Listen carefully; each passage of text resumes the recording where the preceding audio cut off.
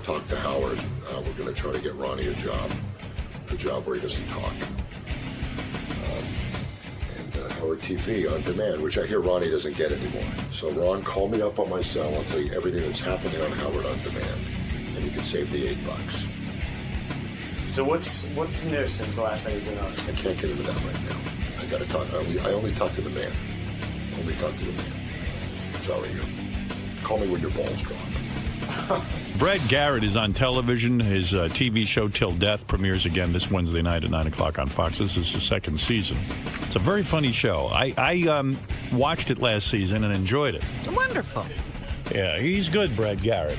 He's a funny man. The tension in this building is unbelievable. That's why we stay in here. It's like an instant. Thank you. Wouldn't work without you. Remember that. Hey, Ron, Hello. how are you? You think the show would fall apart if we didn't have Baba Booey? Baba Booey and Ron, but you need the sister. You need the sister, especially now with Obama coming in. You need Are you an Obama supporter? Huge Obama supporter, Are man. you? Huge Obama supporter. You know why? Because if someone takes a shot at him, he'll be shooting back. Right. This is really how I feel. This is what we And need. then the wife will. I am so. I look at how can you? I just look at the whole thing with the McCain and this. And if he gets, I'm leaving the country. You bought a country and a planet. Did you marry the bimbo? Yeah. What's her name? Oh, now What's her? that's not Beth. Robin, I work That's not alone. nice. Please. That is not Robin, nice. please. I will not allow that. More towels when you have a minute. Howard. Howard.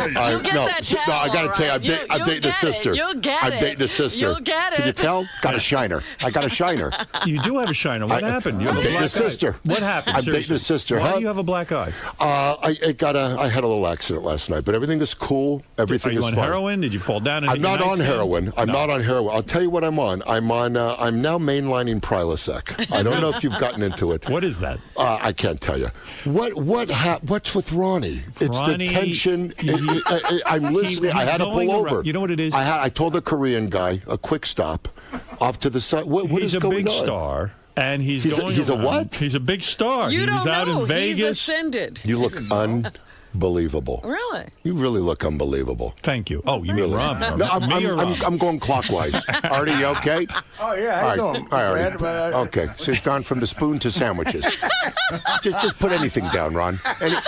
Is it Ron? No, Artie. Artie. Ronnie's the guy in the hall. Artie, you're good, right? Yeah, Brad. Nice to Okay, meet you. I just love it, man. Yeah, right. But I'm worried. You never did what's heroin? with You Ron- never fell into a drug phase in your career? No, you're always never. straight. No. Yeah. Well, no, not always straight. So you don't remember. Right. So you don't remember. I don't remember. I'm one of. You're one of many. let me ask you about seriously, because I saw a picture of what's your name, Cindy? Beth. Yeah. Beth. She's not a Jew, is she? No. No, but she's. But when you take her by the house, you go, we're going to just call you Beth. Right. But go ahead, yes. What about Beth? What are you doing? Why? You don't think it's a good idea to get married? You were married. I'm sure a wonderful girl. She was with you before you popped. Terrific. She was with you before you were huge. I met her in college. You met her in college. You became a billionaire. She didn't have it Hardly. anymore. Okay. No. Don't give me the I'm not hardly. a billionaire. Don't give me the I'm hardly. not a billionaire. I'm not even anywhere near a billionaire. Okay. Why do you assume that? Okay. All right. Go ahead. But go ahead. Whatever it is, right. you're not getting enough. Right. That's how I feel. You're right. What do you got to get married again? What is missing? Are you going to have more kids? Do you want me to answer in a serious way? Please. Okay. No, I have 3 kids already. Okay. I'm not looking for more children. Right. Beth and I have been together 8 years, and she doesn't want kids. I don't want kids. Okay. All right. So we're on a good streak there. Perfect. All right. The thing is, when you're with someone for 8 years, Right. You develop a relationship or you don't. Either after a couple of years, you go, listen, it's not working. It's time to move on. Sure. We enjoy each other's company. Okay. This was something I felt strongly about, that we're going to be together for a long time. It doesn't look like I'm going anywhere. She's terrific. I love her in bed. I like to sit and talk to her. Yes, you're absolutely right. I have banged many women. Right. When I was against their will. Never against their will. Against their will. And I was thinking about it this morning. There was a girl I was thinking about who was naked in my room in a pair of high heels, the whole thing. Right. I was thinking about her. Is she one of the ones you And I banged? said, but the thing was, we didn't click afterwards. That's the thing. After the sex. Right. You know, it's so Beth and I click. I like being with her. So why afterwards. marry it? Because because it's the I have power of the children. pink. No, it's the power of the pink. No. She's asked got her, you cornered. She never asked me to be. Would she be with you if you didn't get married? Yes. And you really believe that? I know it. Okay. I So know. why She never go even made through an the issue of it. embarrassment of the prenup and everything else. Why go through all that and just hang? Because I think it's a way. She'll I think still it's be a a good way of talker. saying to her family and to saying her family. They're Jew haters. And saying to her, they hate Jews. They don't hate Jews. Yes, they do. They love Jesus. Well, that's a start. Same thing. That's a start. You're with the carpenter. The minute they get upset, I told you that he was this. And I really do love her, and I really wanted to make that kind of statement to her. Now, listen, I don't guarantee that. Unlike some people, I hope the marriage will be forever. I wish you everything. Beth could get a panusa bibana choretz. Right. And I wish you all. And I want the saying gifts. You're I never want the going to gifts. get married again? He's going to be married again. Of course he is. Of course he is. You wanted something? I wish you were a gambler because I've heard about you in Vegas. I know you're tight. I would have bet you too on me. I would have bet on me. I know you're tight. Go ahead. Yeah. Now, do you think you would have gotten married 5-6 years ago? No. Okay. So why? But I met a great girl. Okay. The world is full of great girls. No, she's hot. Not. Yes. She's hot. Yes. She talks. Yes. She listens. Good in bed. She's good in bed. Right. Yeah, because that's rare. Howard, just listen. Because that's rare. Just listen. So you think I shouldn't look get at all married. your anger? Look what you did to Ronnie today. Yeah. He's a guy that he gets zero. I mean, look at him. Look at him. Even the black guy in the parking lot's going. Let me meet Howard. You think I'm just an angry guy? I think like me. Yeah. I think like me. It's the big Jew, little wiener thing, which you know it is. You know it is because I'm right behind you. I can't believe you're a dough. Jew. You look so goyish. Stop. All right. So listen. Let me. When's the date? When's the date? I don't know if you. When is the? I mean, soon. We're getting married. We're getting married okay. soon. I'm not going to follow you to the church. I'm afraid you're going to stalk me. Did the family make you do the? I'm sure you can't have the chuppah. No, we're because not doing that doesn't work anything with like the clan. that. The clan can't stand under it with the hoods. Mark Are you going, Robin? Mark Consuelos. Robin, let me ask you something. Let's say you had your own show tomorrow, and you were able to stop. Kissing the white guy's ass. Honestly. My God. Stop it. Oh, who said, if you don't put the sandwich down, I'm going to give you a shower. Put the sandwich down. Were you kissing Ray Romano's ass all those years? No, I auditioned. Oh, please. I auditioned. I didn't walk into it. That's please. what I did. And who's That's the what I blonde did. in the lobby who does the weather and doesn't go outside for 9 hours? Who's asking to go running around? Lisa G. What's going on? You don't like her? It's not I don't like I was her, going to set you up with her. Wow. I was going to set you up You were with going to Lisa G. Why? Because you're done with her? Because What? you're getting married What now? are you, crazy? Did you ever strip that? Because Lisa, I see you with something like that. I see you Lisa? with the Jew broad. I see you with the chick like that who walks around afraid. Lisa's a doll. I'm banging her. Who is? Me. You? Really? Yeah. Why, does she have a good gravy recipe, or you just dig her? No, Come on, Artie. He is not having sex with her, nor am I. No, but I thought maybe Someone has to. I would Someone's have got said it. Someone has to rescue that. We thought it was going to be you. No one's having sex. So are you having a TV show where you're going to date a Let girl? me tell you what it is, and I know you'll get it. It is the those douchey shows like The Bachelor, right? Where they have love this that mannequin. Show. Of course you do. Yeah. Of course you do. And once you marry Beth, you'll have to TiVo it because she lives through it. I TiVo it as it is. Okay. I love the show. You got this mannequin standing in a castle with the rose, who's probably gay, right? So to me, it's not a dating show. It's It's a guy in a midlife crisis, schmoes like me, right? Who and what kind of genetic bouillabaisse I have a chance of getting. Hey everybody, I'm Brad Garrett, and here's the bad news. I'm looking for love. That should do it. Oh wait, is this recording? Oh, hi. I'm not looking for a think tank. I have a pet hamster. His name's Jean-Michel. He's French. Low self-esteem, I think is important. My goal, however pathetic it is, to have one date this summer. So I'm thinking you be it. Now you've met some of the ladies who want to date Brad. Come back next week to watch his first date. That's how lonely I am. They said, what we'll do is we'll run it online. You'll do a plea about how you want to meet. It was national for 3 months. Have a date with Brad Garrett. 27 people uploaded their video. One was a guy. Oh, no. One was a bear. This isn't a thing. It was some redneck from the South who got a shot of this bear going through his trash. Right. And he gave it a name and put it, I love you. You don't have to tell you about the... Right. So this is what 27 women. Out of them, now let me tell you who the panel of experts is. My ex-wife, Jill. Right. My mom. Jill gets to... Jill, my urologist, right. Dr. Sam Spiegelman, who did the vasectomy. So where is this going to air? On Crackle.com, which is Sony's Sony's be website. Honest for once. Be totally honest. You were hoping to meet some hot chicks through the show. How can I work out? Let me ask you something. It didn't work out. Didn't work out. Look, I'm open. Is that what you're saying? I'm showing you how open I am. But let me tell you what you it is. can say it was for TV, but meanwhile you wanted a date. You're not being honest. Let me ask you You're something. not being First honest. of all, I'm not from Russia or something where I think I'm going to meet the love of my life. No, but you were hoping you would meet someone hot. Do you have any idea who would upload their video to meet me? Do you have any idea But some you of had these hope. people? You had hope. I had hope. I had hope for to be able to come up with 50 minutes. Were there good-looking girls? They were wonderful people. Right. There was not one beauty in the whole lot? One skin like ivory. Right. Was one of them. Right. Which means tusks. One had a tail. Right. And could do incredible things. Why? Are you not a good-looking guy? So, I mean, you look like a nice, handsome guy. First of all, it's the lighting. No, seriously. Everything is. Look, you look great in here. Yeah, but it's the way you light your studio. You're not a bad-looking guy. It's not a matter of bad looking. You're very rich from Raymond. Very rich. I mean, you're very rich from that show. Rich from you're a billionaire. Show. Yeah, I'm a thousandaire. I'm a thousandaire. You're still working. I am still working. You're making a lot I'm of doing money. it on my. Why are you moving like that in the chair? Let us in on the secret. What? No, you She's got hot a for little. you. No, I don't think that's it.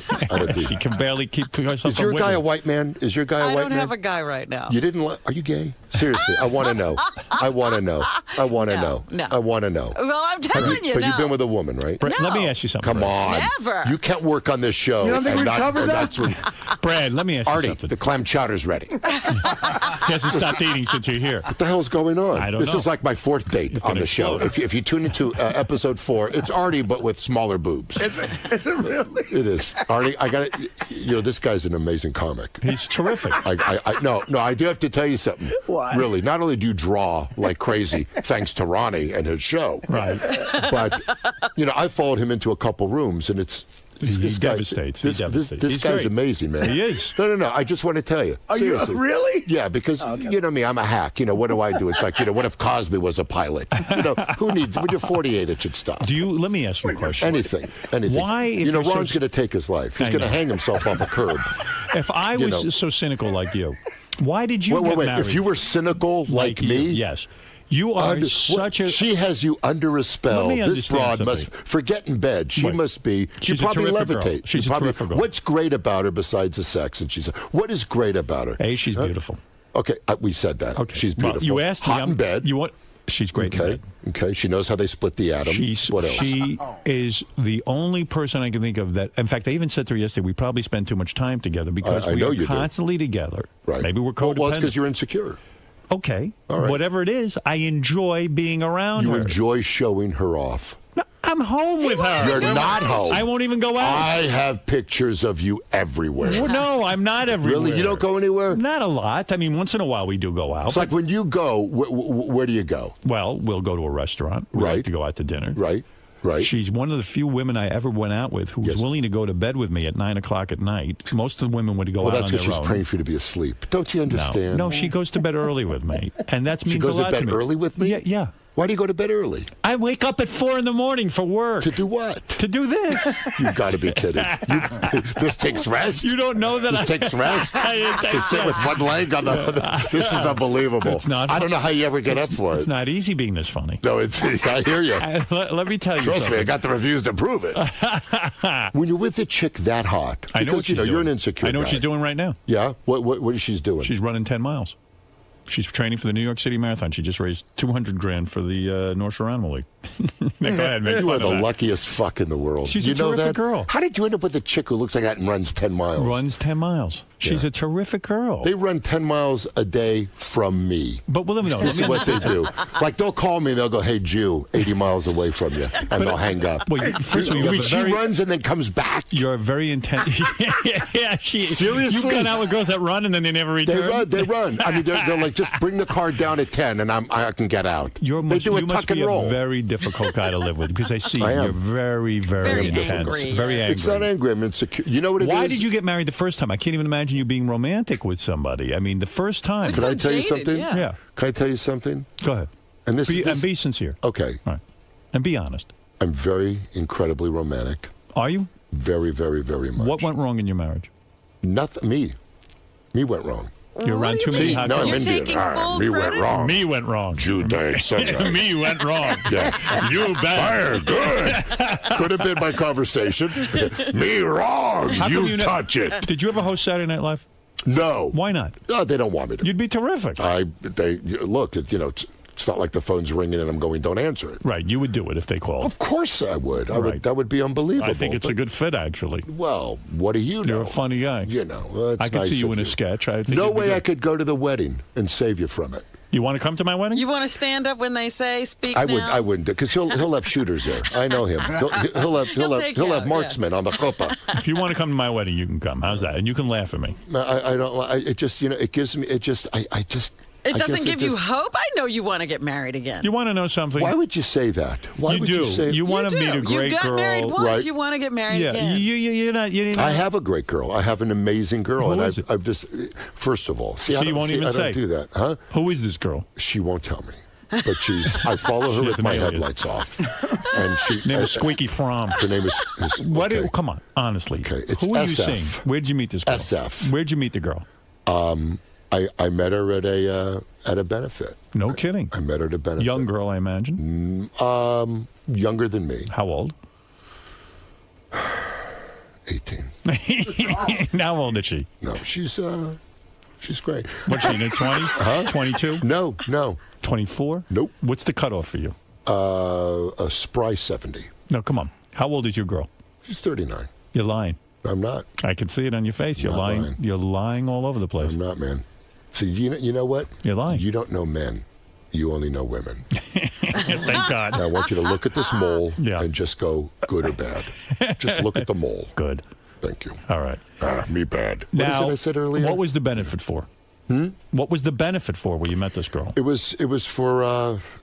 was for acid reflux. Does she have acid reflux? Is that why she's with I you? do. No, but I do. Seriously, I get around dairy and I heave like a June bride. I said to you when so you you're came never in- going to marry this wonderful girl? She won't marry me. No. And nor does she believe. It's great. See, she doesn't believe in marriage either, Is which that is right? awesome. She's hot. She's How hot, much are but you she's paying great. that first wife? Is it true what I'm reading here? You know what? Whatever I'm paying her, $35,000 a month. whatever I'm paying her is And not 20,000. enough.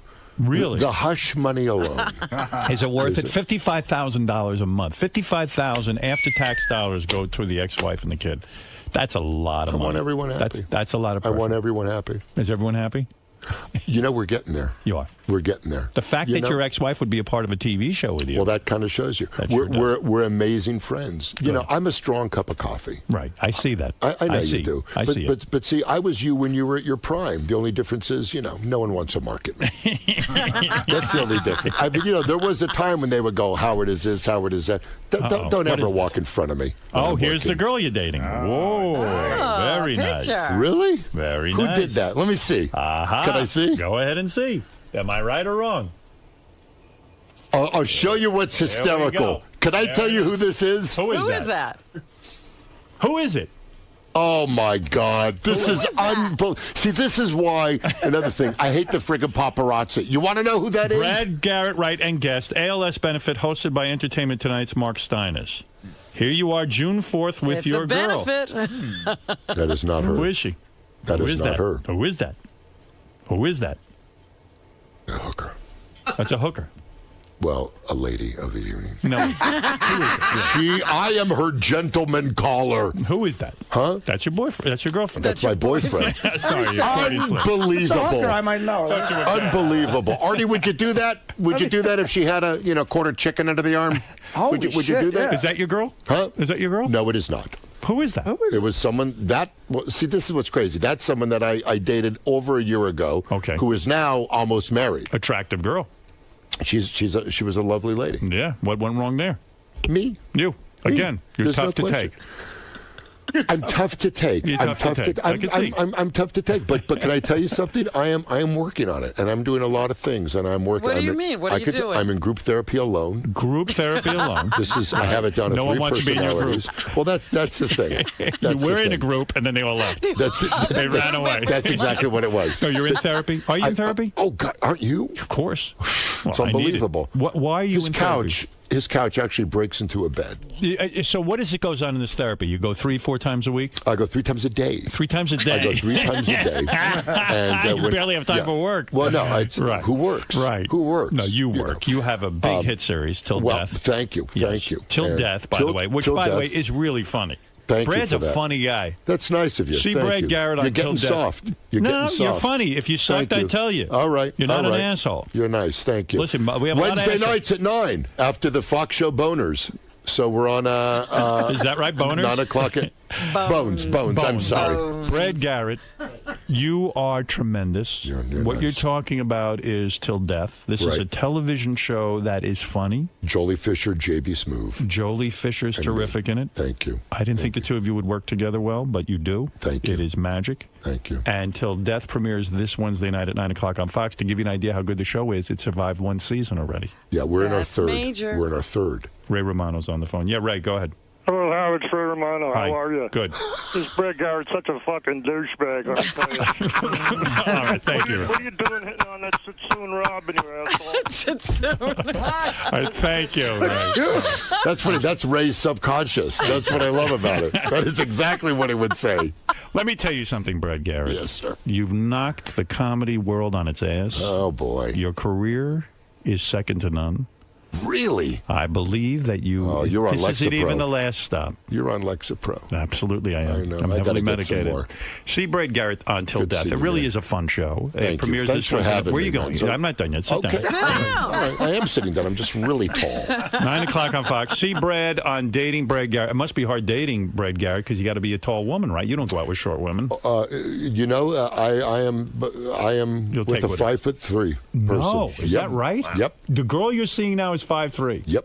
And what are you, 6'7"? 6'8". 6'8". Wow. I'm Is that telling you, true? it's like the it's You like could the circus. pick her up and. It's the I do. That's the thing. I pick her up and do whatever that motion just was. Is it look weird when you walk down the street with her and you're holding hands? Only if I'm in a top hat. Let me see. Is this her? Yeah. Let's see if that's her. There's another Let's see if picture that's her. flying in. You're really good. Is Let me this see. really your girl? Let me see. Well, okay. Let me see. Now you're rolling. Let Now me this see. is my type. That's the one, huh? Ah, that must be Wow. her. That's her. That's her, man. She's good looking. Let me see that again. That's her, man. She's hot. I'm Look telling you. at you. Ever see this broad? She is hot. She is. She's 39? She's 39, man. Look at this one. And All right. smart. And smart. So smart, I think she's leaving me. You don't respect any woman that stays with you. No. Well, that's kind of. See, that. What do you think of that, Artie? Is that Newark Airport? Artie, picture with a side of greens. No, she's hot. Yeah, she's got sexy hair. I don't like greens. Over here. Girls My like that favorite is why I line, when got you into went Jew radio. Hefner, I fell out of the car. Jew Hefner. When you did that today, I fell out of the car. Well, he is Jew Hefner. She's cute, right, Artie? Yeah, man, Artie, she's sexy. Artie, take the bib off. You could see it easier. Everybody looking at this picture. What is it, a hologram? No, you got to bend over to kiss How her. do you sweat just sitting there reading the form? He's reading the racing Well, form. he just got off Subutex, in all fairness. Are you really? I'm having He's withdrawals. going through withdrawals. Okay, really? Yeah, he All really right. is. He's You know what? He's going through heroin withdrawals on the show. All right. Okay, so you know, It's all an of a sudden, interesting show. I just gotta say that pales to my acid reflux. I know. That really does. I'm Are you trying all right today? Yeah, I'm trying to laugh at your shit, but I. No. You don't have to laugh at my shit. You'll never be that sober. Don't worry. No, Listen, I I wish you Godspeed with it, and I love that you got the balls to get it together. Because I used to hit the sauce. Get it Yeah, together. I know. You did. You were an I did alcoholic. 11 years. 11 years without it, You were man. 11 years sober. How are you enjoying your Wow, sobriety? that's amazing. More than anything in the world. And let me tell you one thing. I know your biggest fear. Can I just tell you what it is? It's being funny, sober. And let me tell you, you will be funnier because you're brilliant. No, I'm telling you. Are you I'll being tell serious now? You're an incredible stand-up, man. Oh, thank Wait until, and I know, I'm just telling you, and I'm not the type to preach. I do more jokes about being drunk because I don't pontificate, nor do I want to, You had nor a real does anyone drinking want to problem. hear What it. did you used to drink? Huh? What was your big drink? It was a drink called everything. Right. And I would do just a little of it. I've had that. And you had to go, what? Did you go to a rehab? You know what I did? I grew a pair and said, I'm done trying to kill myself. That's it. And I was done. And you were done. And I was done. I was a very high-functioning alcoholic. Right. Life was great. Now, Artie functions on heroin, but Artie's on high-functioning heroin. but he shows it all on his sleeve. Right. He shows it all on his sleeve. Because I've heard about, he comes out on this. You've said something here that's profound, because I think you got to the heart of the matter. That is Artie's fear. Yes. He is afraid he won't be funny. That is most artists' fear who are users. Right. And Art, did you hear what Brad Garrett just said? Well, most of the time I'm sober in here. No, you're not. Yes, no, you're not. No, most of the time you're never sober. Look. You think I'm on something now? Look, if you're not ready to look at it, then keep using. I am. But don't bullshit yourself in the world, because the bottom line is this: it's better on the other side. Right. And, I don't want to hear that I only have a beer, I only have a glass of wine. Please don't do that. I don't do that. Either straighten it up or go back. But if you're not ready, don't waste your time. Don't waste anybody's time. Don't waste my time. Don't waste Brad's time. Grow you know what there, you do? Artie. I'm trying to... Well, wait, Brad gave you... He makes some sense very, very good advice, I don't know if he's serious or not. He is serious. I could be more... Well, look, I went... Artie, I'm over here. I went through it, Artie. Artie, I went through it.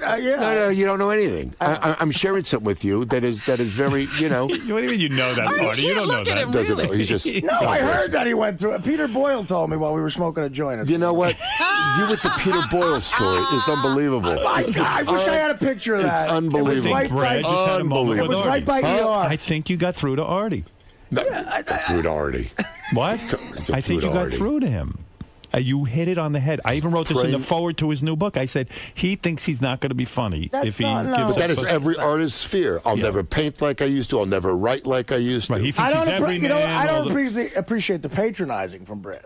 Patronizing? How would you know I'm a good comedian? You never saw me do stand-up. Okay, first of all, I saw you on the bill with Dice when you were in, what was it, Newport? So he did see you. You did? You were at that? No. Yeah, I did. I just didn't go backstage and fawn over you. I saw you. You got a lot of talent. Right. You're funny on the show. I don't have to tell you. I wish you Godspeed. I wish you were the at best. the show. I was sitting in the back and I caught it. What? There you go. You were? Yeah. Yeah, I was. Yeah, I get out a little bit. Not a lot. I wanted to see because I hear Artie this, Artie that, and I'm like, please. No, I got it. He's a very accomplished stand-up, right? He is. You're not just blowing smoke. He is a funny... Why would I blow... Yeah, I'm trying to get in with Artie. Maybe it'll help your career. Yeah, I'm telling you. Take all I could get. So, in other words, that's very nice. You're coming from a spot that is not from comedy. You're coming as a human being and saying to Artie, things will be better when you're sober. Like you cannot believe. And when I started to get sober, people would tell me that I wanted to put them through a wall. Right. Because it's the last thing you want to hear, and you think they don't get it. But I had sober people telling me, and does he have to be off everything? Should he stop drinking? Absolutely, he has to. You can't any drink. other. It is the personality. It is the personality. Right. He thinks he can go back to drinking. Huh? He thinks he can go back. Well, that's because he's not ready. It's because he's not ready. Or I'll smoke a joint once in a while. Right. Or it's the personality. It's you gotta. But you gotta be ready. See, I was ready. You gotta be ready. How do you know when you're ready? Huh? Tell Artie when he's ready. Is Artie ready? You stop. Artie, you ready? Well, I just want to the night he saw me, I was funny. I was wasted.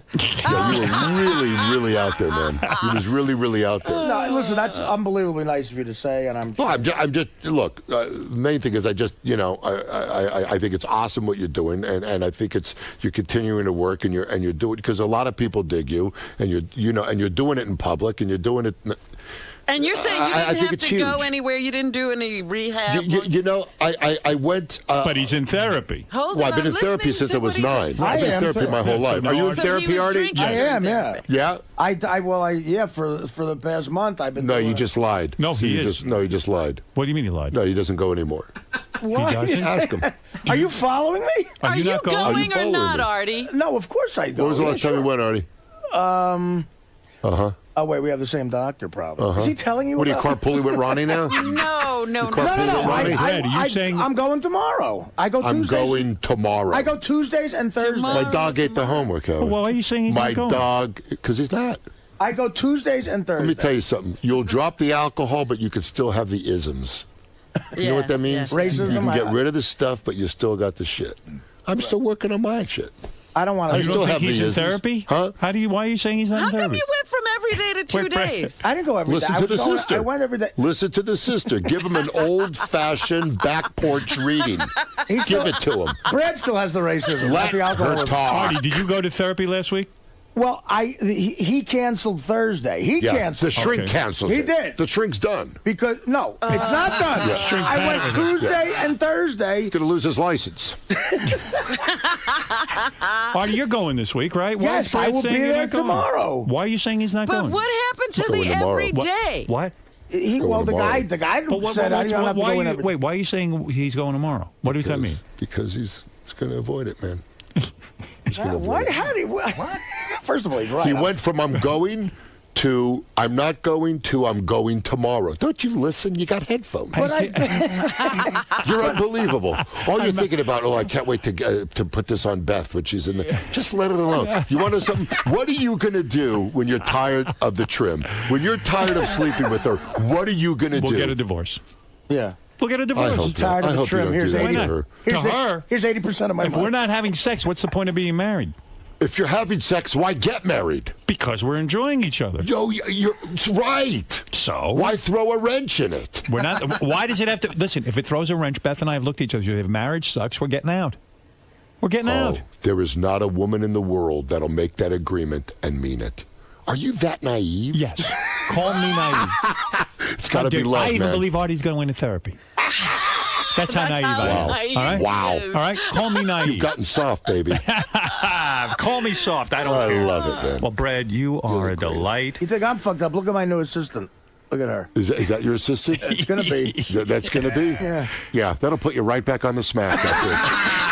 Yeah, you get yourself a Puerto Rican broad like that, she's going to take a knife to your throat, and you're going to take out the spoon, and you're going to go, I don't care. You think I'm kidding? Brad, look at her. You don't hire an assistant that has an 8x10 glossy, you schmuck. What are you? That's not an assistant. He keeps a hooker who can get a ride 3 days a week into the city. What's wrong with you, Artie? Listen to me. You're going to stop or you're going to start? Brad. Here's a good idea. Get an assistant you don't want to bang. How does that sound? How does that sound? That ain't going to happen. It's not going to happen. Listen I to had me. my first one. You've spoken a lot of truth. All right, well, and I poured the tea, man. You've also said some things that are outrageous. I'm sorry. And that really should never have been spoken. You're right. At any class. But look, you don't, and that's it. Look, Brad Garrett, you are a superstar. And you are on till death. And that's the show. Watch this man on TV. I'm telling you. Like, what? I'm going to send you a little something. She's full vegan. She doesn't eat it. She has wheatgrass and that'll never fly. Yeah. No. She takes enemas. Don't ask what goes well, that'll on. work. That'll work. You like that'll that? Work. Sure. You it's into a start. anal? Are you into anal? I have trouble getting in the other end. I'm not going to lie to you. All right. Brad, how'd it go in there, man? It went good. It went good. He's my man. Have a good time in there. Dude, so you're really opposed to this marriage, huh? Well, look, it's going to work. Look, if he's marrying it, it's going to work. And what do you think about Artie? You think this is going to work out for him? Artie's done. This is going to be Artie in 3 weeks. You gave him good advice. How are you? Good. Okay, take care. No, that can't be the There's exit, Ronnie. right? You got to follow Ronnie, your man. Ronnie, right? I was easy on you, wasn't I? You were good today. Right? I was okay with you. I caught enough shit before you got here. I know. I listened, man. I feel bad. All right, man. Lisa, Nice seeing you. it's really a pleasure. I think it's hot for you, Howard. Did you ever have a thing? No, I'm hot. We all know Everyone's that. hot for Howard, right? Take care, Brad.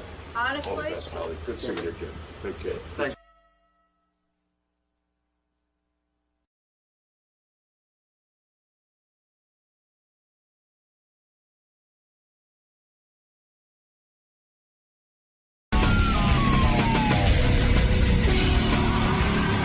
Morning. Good morning. How you doing today?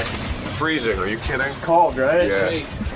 So what brings you down to the show today? What's bringing me down to the show today? I have a Showtime special that premiered last night.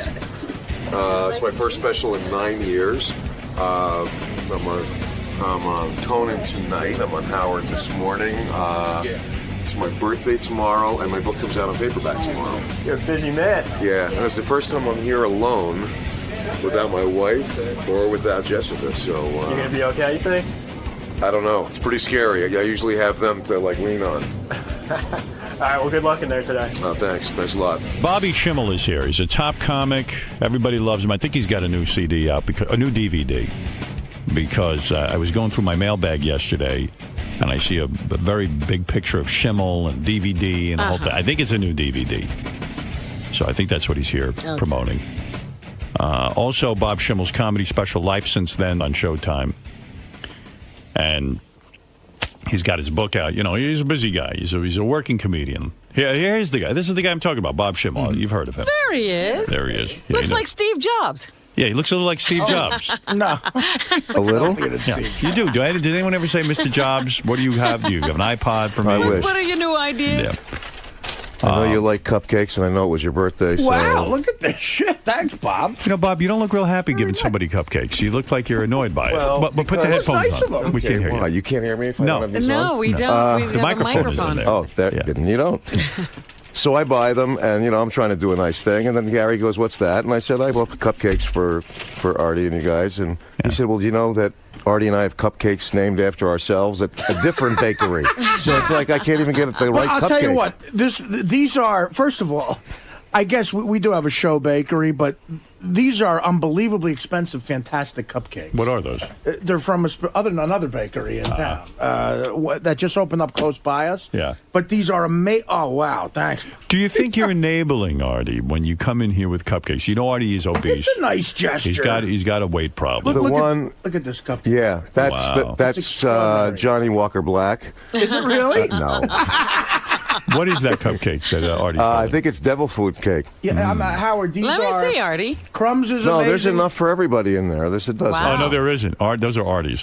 That's Artie's portion. Let me ask you something. Do you eat cupcakes? Because you're wasting away. What do you weigh now? Do you know? I'm not wasting away. You look very thin. I've been on this press thing for like days. Thin. Disturbingly thin? Yeah.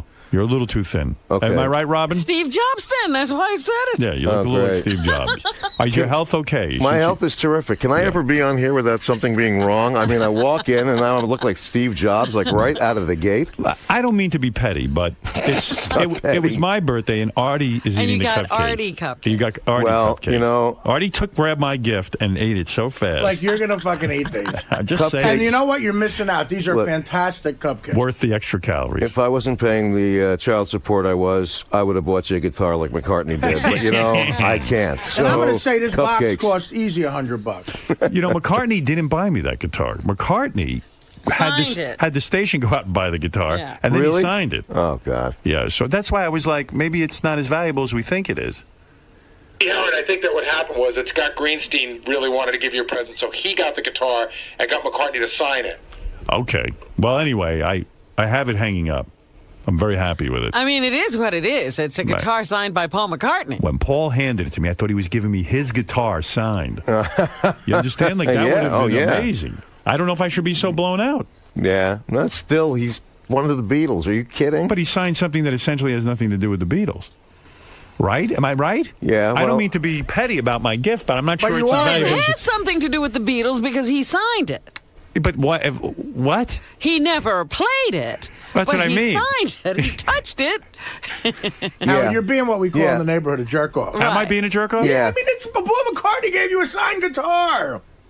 But it's not his guitar. To you. Shit, are you kidding? People would be happy if they got a business card from him. I mean, Metallica signed a guitar to me, but it was Metallica's guitar. Yeah. They aren't the Beatles. Yeah, like he's going to go, hey. Oh, Howard, here's the guitar from Shea Stadium when we first came over here. Yeah, that's the one I want. Yeah. It's the one I could use. By the way, Brett Michaels told me to say hi to you. I was on a show with him yesterday, and he was going to try and get in here, but he said McCartney was here. And he was signing a guitar yesterday on the Strategy Room, but it was Guitar Hero. Because he's the character on there. Did you read about this kid who plays Guitar Hero? He's 15. His father got him out of school.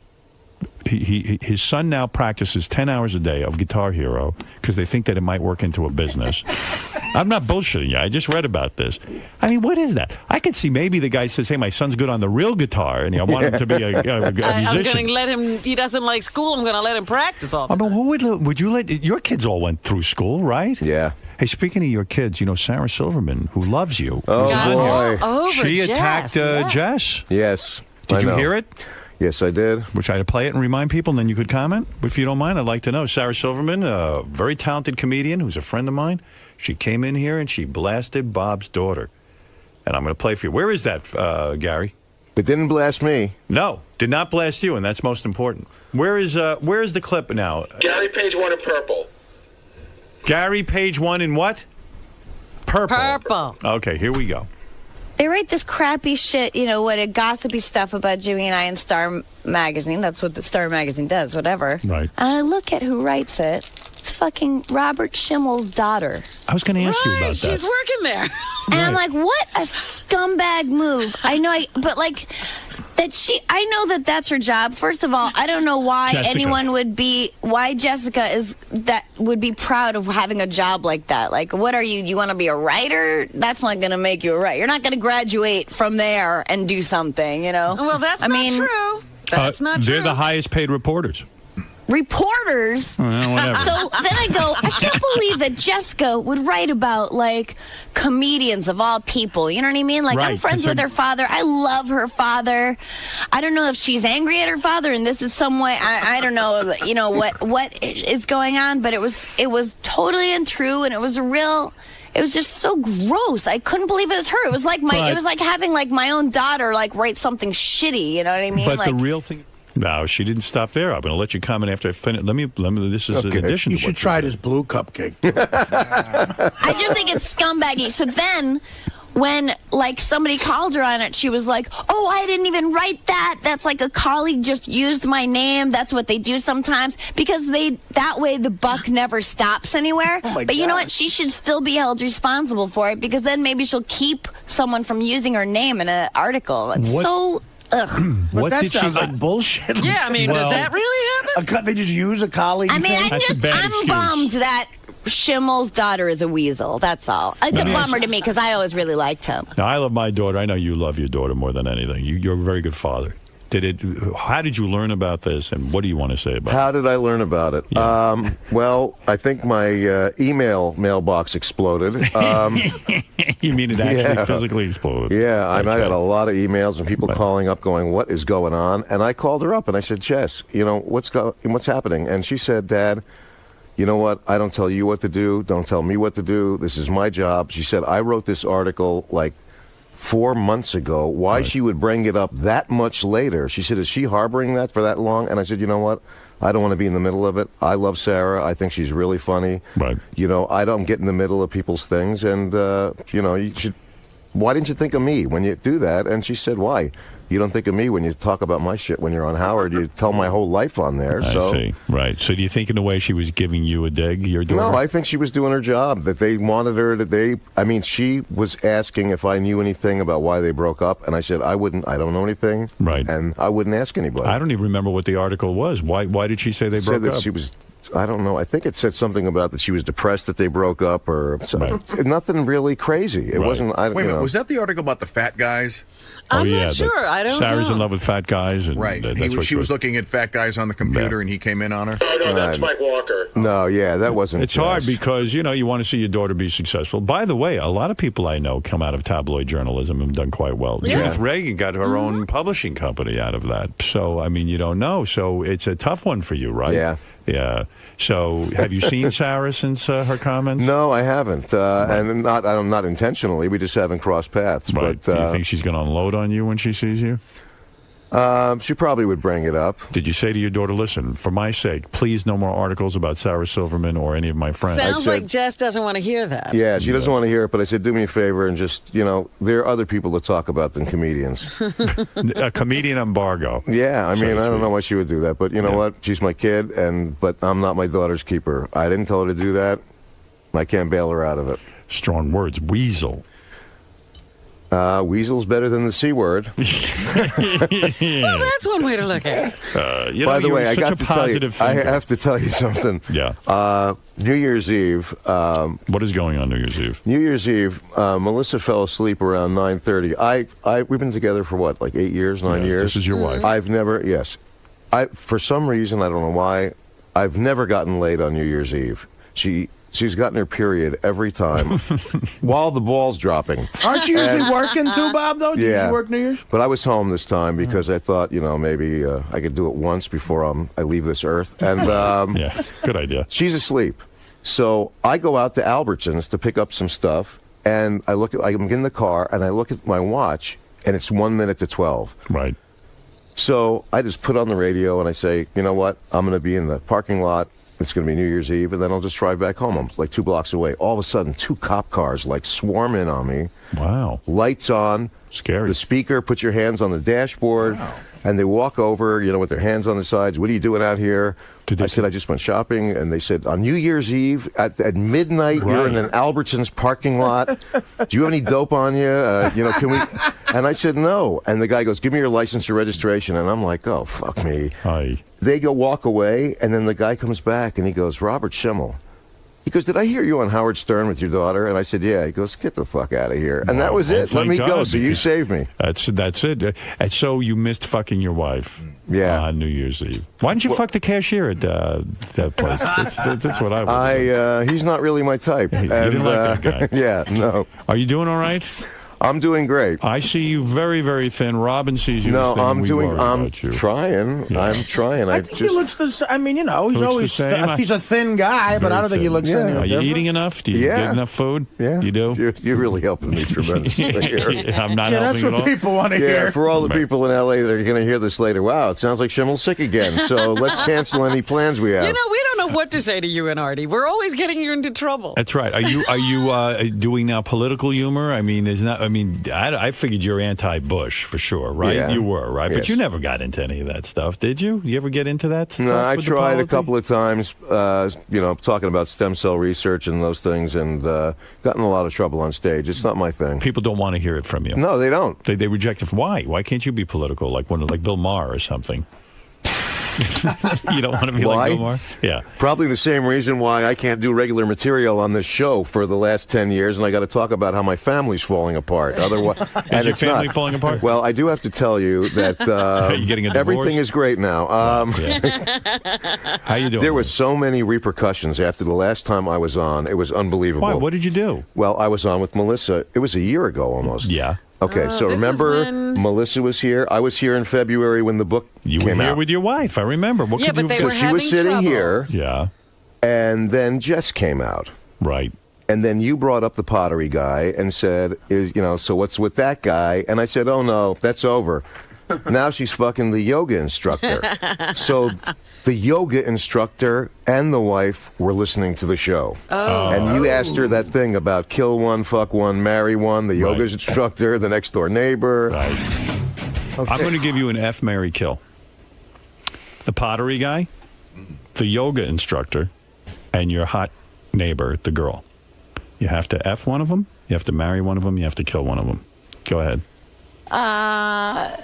I guess Kelly would be the one that I would be with. You'd fuck, or you'd marry. No, I guess I would marry Kelly. That's so It's a girl. screwed up. But I don't want to. I would kill the pottery instructor. Well, that's good. And you'd sleep with the yoga guy. I guess I would sleep if it was just a one-time thing. I so guess you it would fuck have the to yoga guy. Well, Who's because probably listening right now. These people live in Calabasas. Some of them have never been to Hollywood Boulevard or Sunset. Right. They think this shit is real, and no, they don't see it as entertainment value. Right. And then you got neighbors that all of a sudden you're not invited to the card party or the pool party. So you were an outcast in the neighborhood. Have you been ostracized? Yeah. Some people are going, please don't talk about us when you go on there. Right. They don't want to hear it. This is everywhere you go. Your family says it. Your neighbors say it. Yeah, and your ex-wife says it. My ex-wife is hitting me for so much money now. But I thought you divorced. How could she hit you for money? I don't know. They could always come back and revisit and go for more child support. Right. And I am giving her so much right now that literally I couldn't even afford to get divorced again. Right. I mean, if I went home and caught Melissa in bed with like 3 guys at the same time, basically all I could do is say, everyone's set with drinks and snacks and everything. I mean, but you worked through all of this. In the court, you paid. Your divorce was finalized. Yeah, but it's not over. No, it's not. Because your child support is never finalized. Wow. Aren't your kids in their 30s now? Oh, that's right. Jessica's 30. Right. And we'll see if she turns 31 after this thing now today. And at least she's supporting herself. Yeah. I'll my give her that. daughter's Aaliyah's 18. I have a son that's 9, one that's 5, one that's 3.5. Jesus Christ. You just do not let up on yourself, do you? No. I think maybe your theory is right. Yourself into this situation. Is how you doing with your wife, though? The present wife, is she cheating? I don't think so. You don't know for sure? You don't Whoever think so? knows for sure. Do you keep tabs on her? Do you ever, like one of our guys, Sal, caught his wife getting text messages from a guy, 143, I love you, 143. I mean, the poor bastard is like beside himself. No, but I did. It's kind of weird when you're on the road for like 2 weeks and you come home and the first thing your wife says is, nothing physical happened. I don't know what that means exactly. Did it really deteriorate? She seems so in love with you at No, one point. she is in love with me. We're getting along great. We are. We're getting along great. No fucking on New Year's Eve. I didn't say ever. Right, I mean, we did it in June. I worry about you sometimes. You know? I know. I don't want you to get so great. depressed that you're I'm not funny. depressed. I mean, you got to stay funny. That's the key. I'd like to be. You're leading me into areas where I have to defend myself that I'm not dying like today, or that my kids are fucking around, and my wife. I mean, so where is the comedy? Boy, I never heard of a wife being able to ask for more child support. Yes. Oh, you've heard of them reopening these cases over and over again. Gee whiz. Nothing physical happened. I would believe it if it was my ex-wife, because if she was a ride at Disneyland, it would be a ride you wouldn't need a seatbelt for. Well, I've had some of the best naps in my life laying on top of my ex-wife. Are you saying that you think a woman is only good in bed if she moves around a lot? Well, I'd like to, I don't want to feel like I'm impersonating a necrophiliac. But do you think some of that could be your fault? In other words, maybe the man Of course she's it's with, my fault. Yeah, I mean, you get on top of her and she goes, I don't even want to move. I mean, this is not fun. I don't even have to get on top. All I have to do is say, hey, you want to do it? And they're going, ugh. So it's... Are you bad in bed? Am I bad in bed? Yeah. Not when I'm by myself, I'm not. I think I'm pretty good.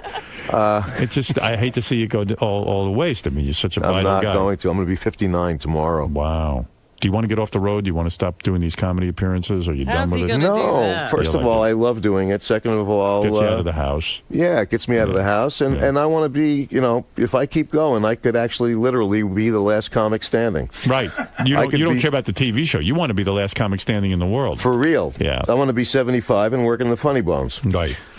So, and also, when you go on the road, it gives your wife a chance to socialize with people. I would imagine, yeah. Anyway, you've got to go see Robert Schimmel's comedy special, Life Since Then, on Showtime. That's a big accolade when you can have a show on Showtime. It's been the last hour special I did was in 2000, right before I got diagnosed. Wow. Isn't this a lot of pressure for you? Because now when they put it on Showtime, you have to come up with a whole new act when you travel around the country. You can no longer do that act. Right. Am I correct? Yeah. You can. I think you could do it once because people want to see you live that's only saw you on Showtime. Right. But the second time around, it's not like a band where you could do the best of. Then they go, we've heard this already. I'm on Conan tonight. I taped it. I'm curious to see how much it's going to actually air. What did you do on there? Well, they make you go through standards and practices, and you have to run the whole set. It's a whole different set of rules on it. No, it really is. Yeah. And they're really great to me there, but, standards and practices is really, really sensitive. So I was going to do this thing about... me going to Puerto Vallarta and going parasailing, and then I'm standing on the beach wearing a parachute like a mental patient, and then this rope pulls me into the water and up in the air, and when I'm up there, I get diarrhea, and I'm shitting on the, while I'm in the air. And they said, oh, no.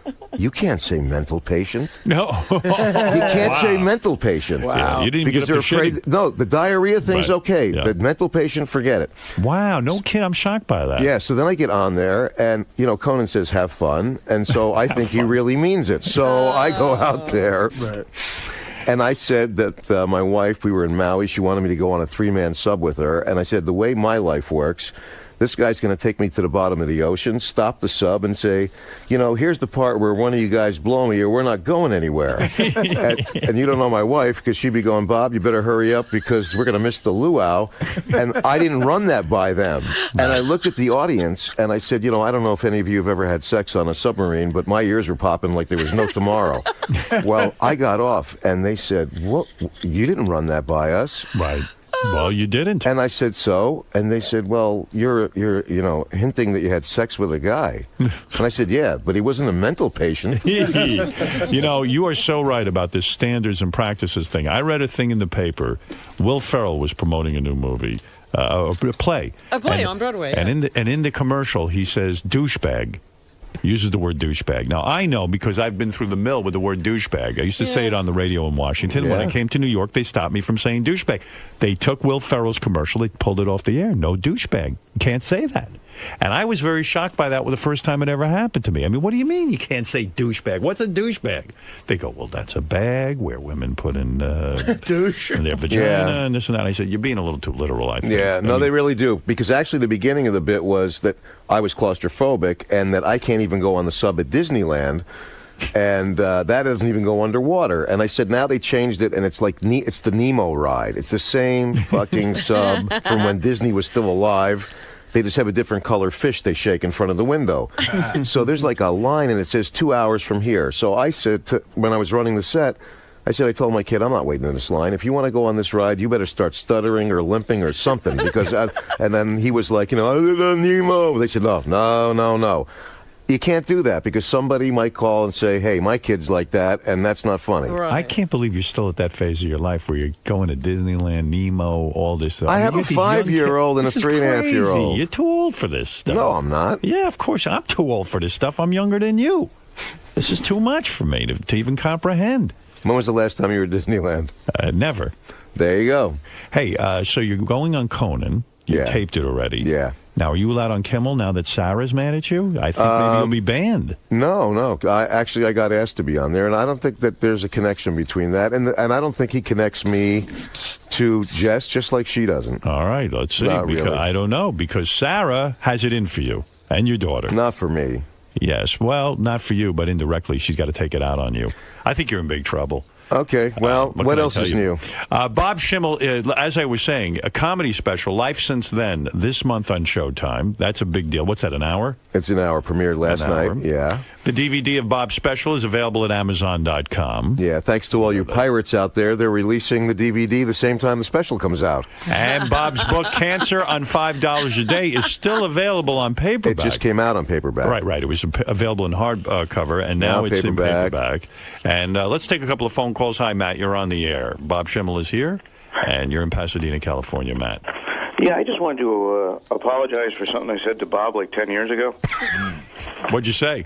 Well, I was in a comedy club. I don't even remember this, Bob. It was in Rhode Island, and I'm in a wheelchair. I'm a comic. I kind of had to run to the place, and I was totally wired out of my tits. And I went in there, and I was trying to prove, I guess, that I was a comic. I had worked with Lenny Clark the night before, and he got out of doing this interview by saying he had a thing the next day with early in the morning for kids with cancer. And I go to Bob, I go, can you imagine that? Kids with cancer. Does it get any better than that? And it wasn't until the next day when I sobered up that I realized, holy shit, he was looking at me like, are you an asshole or an idiot? What kind of thing is that? I don't even understand this story. It's crazy. The most famous thing, if you only know one thing about Bob, is that he did this incredible bit about his kid dying of cancer. Yeah, I know that. But yeah, it was on this show. That's the only place I ever did it. Yeah, but we feel very honored, by the way. Yeah. That Bob would do that here. But anyway, I'm really sorry, Bob. I don't know if you remember. Thank you, Matt. That's okay. You know what? I didn't even remember that you did it. And I don't know what wired out of your tits means, really. Yeah, that sounded very strange to me. And quite frankly, from a guy. Yeah, I don't think you really let the audience affect you when you go around the country doing these shows, do you? No, well, I don't want people to be offended. I thought he was going to say that he was offended that I did a joke about a wheelchair and that he came over and he was in a wheelchair. But no. I almost fell asleep during his story, quite frankly. I couldn't even believe it. So anyway, I'll tell you who texts me, though. Taya Parker. Taya Parker? Penthouse Pet of the Year. I hosted the Exotic Dancer Awards when she won. So she started texting me going, I'm going to be on Howard Stern. She said, why don't you fly into New York and go on with me? And Melissa was like, no, you're not going to go on with a stripper. Every time you say we have problems, you're going to show up with her. And she texted me yesterday and said, good luck on there. She's a really nice girl. Do you do that with your wife to make her jealous, that kind of thing? No, because she knows that Taya would never do anything, and neither would I, because I can't afford to. I can't. No, you can't, not with what you're paying out. I know, like sports guys that pay less than I do. Why is that? Because they rappers. They pay less than I do. Why did what does your lawyer say about that? Did you say to him, I know rappers who pay less? Yeah. He said, you don't have any money to pay me to ask me any questions anymore. So this guy has like a $25,000 retainer, and then he calls me up and says, who do you like in the playoffs? And I said, is the clock running? Because they charge like crazy money just to read a letter. I mean, it's ridiculous. It's a nightmare once you get involved in that stuff. And well, she's, my 18-year-old moved back in with me, so she lives with me now, and Vicky only has Jacob. and to want more money for him, where there's no way she's spending that kind of money on him. $120 a year. She's living with a guy. Right. And when I performed in Vegas last time, Jessica called me up and she said, Mom is coming up to Vegas with her boyfriend. And I said, so? She goes, I hope you don't run into her. And I said, you know how big Vegas is, and there's a lot of people here. And Melissa was going to come up to surprise me. And Melissa and Vicky don't really get along. And if they would have wound up together in the lobby of the hotel, it would have beat the Oscar De La Hoya fight. And why don't they get along? Why don't they get That's along? bad, No, why? Because both of us put her in the middle. I see.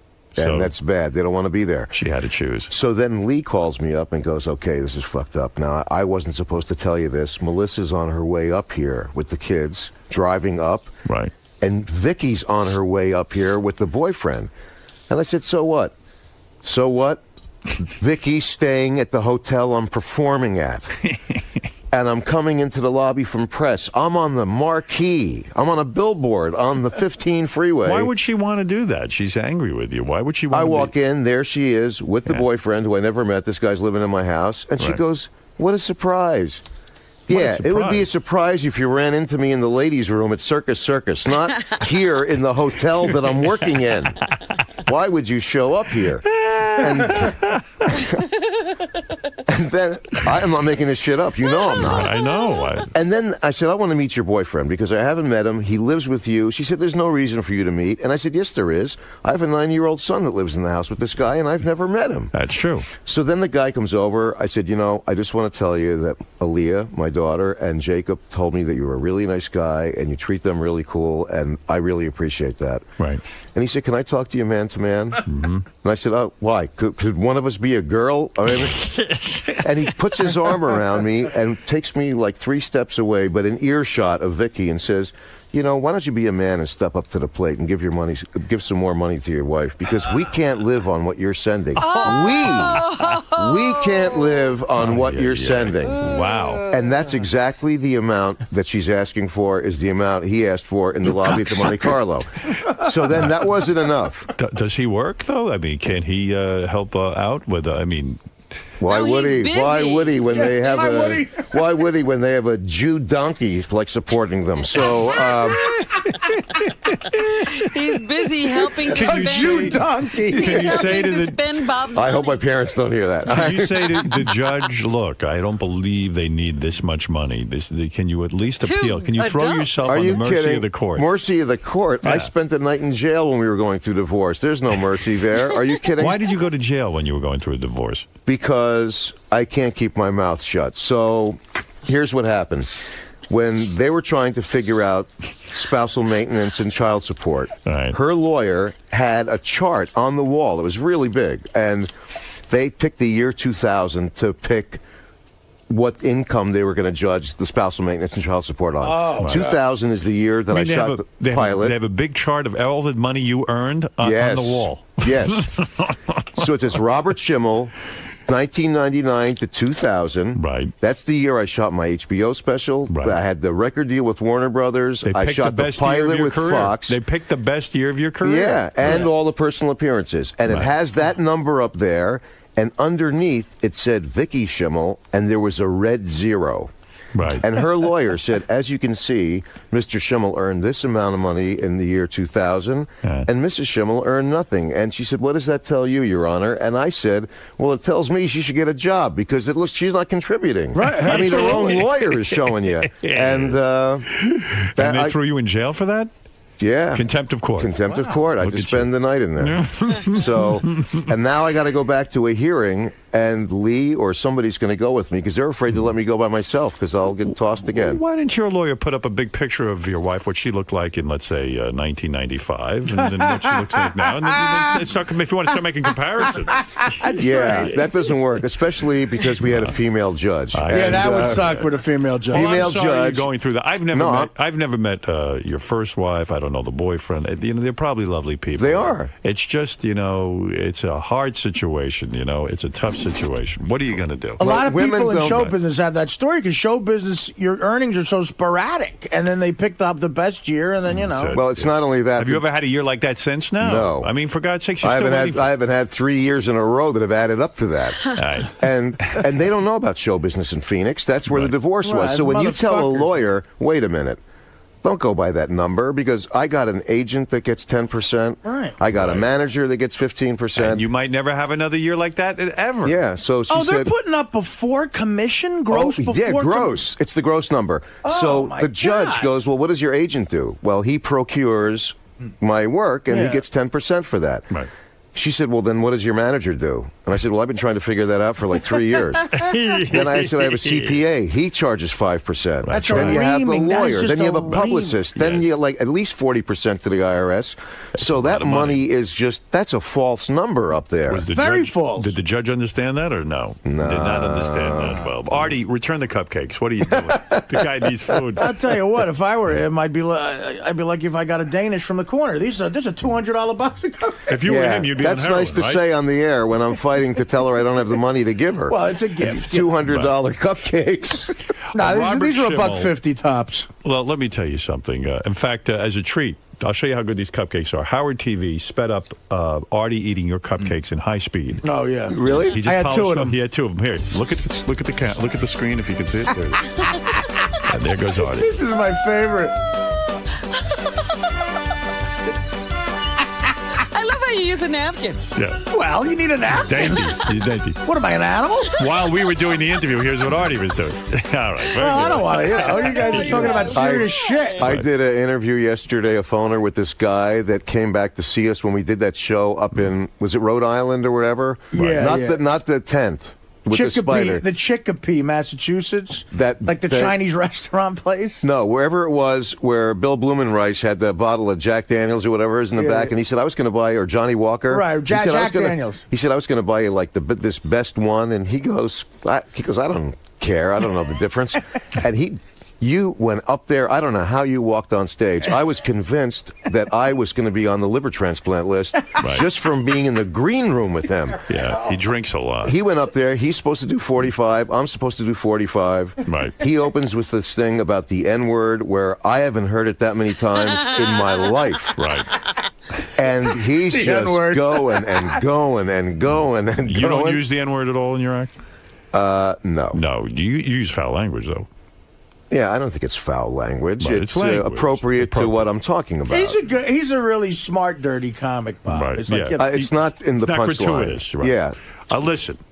Yeah, that was Bill Blumenreich. There's a guy. I wish I had his money from comedy. Bill Yeah, Blumenreich. he said you could stay at our house, and then he's complaining that he doesn't make money, and he has a Rolls Royce in the driveway. Remember that? He picked us up in a Bentley. Yeah. This guy promotes comedy. Right. Picked us up in a Bentley, and he goes, well, you can stay at my house because we had one gig in Cape Cod. The next gig was in, like, Chicopee, Massachusetts. He goes, you stay at my house in Cape Cod. So we're like, great. He picks us up in a $200,000 Bentley that says comedy on the license plate. And me and Bob are in the back going, we're on the wrong side of this business. He pulls up to a mansion on the ocean. And he's singing the blues. Go be funny, Jew donkey. Yeah, and he's singing the blues. He had a Jew and a guinea donkey. You're not kidding. See Robert Schimmel's comedy special, Life Since Then, on Showtime. I encourage you to see it, to see what a real master is like when he's working at his craft. And the DVD of Bob's special is available at Amazon. That's right. That might actually get me the money to pay my wife. I doubt it. It sounds like you got a big nut. Bob, on the road, do you still do this? You take a suit everywhere. He's real old school. He takes Old a school. suit. He's got, the tailored suit pressed and I everything. like when a comic comes out and he wears a suit. It means he's taking his job seriously. Oh, no, yeah. He takes You're it in the hands of a That's professional. right. I would like to see you go to that. When you lose a few pounds, you'll get a nice suit. I and you need, go out there. we need 4 of Bob's suits to sew together. Artie was so funny that night. And, he toasts the audience, and that gives them the message to start sending shots up to the stage. And he doesn't want to, offend anybody. So he's a gentleman. He just drinks them like, they were lining them up on the floor like they were lights in a runway at the Artie airport. Hates to offend. Yeah. And the DVD of Bob's special is available at Amazon.com. Bob's book, Cancer, on $5 a day. Read it. Real funny. Now available on paperback. Anything with cancer in the title is always a scream. Bob, I love you. And it's always great seeing you. Good luck. Wish you luck. Thanks. I hope you make the $120,000 this month. I really do. I'm pulling for you. We'll be back right after these words. The great Bob Schimmel, everyone. Robert. Hey, man. How is it being back on the show? Oh, it's great. Are you kidding? A year is too long to wait. It really is. It is, man. Yeah. So you brought cupcakes for Howard's birthday, and Yeah. Artie devours them. Well, my manager called me and said, Artie loves cupcakes. Bring him a cupcake. And I knew that McCartney brought a guitar in yesterday, but I can't afford a guitar. I was going to try and go to Sam Ash and get him like a guitar pick. So I just figured I'd get a dozen donuts and then they could all split them. Make for good. But Howard's been great for me, and but in my real life, in my real world where I live, people think that everything in there is absolutely 100% the truth, and some of them don't want to be in show business. So you had a good time today, man? I had a great time. Great, thanks for stopping. First time in like 5 or 6 years that I was alone without Jessica. Oh, really? With me. Yeah. It was a little different then. Yeah. All right, thanks for stopping by, man. Thanks.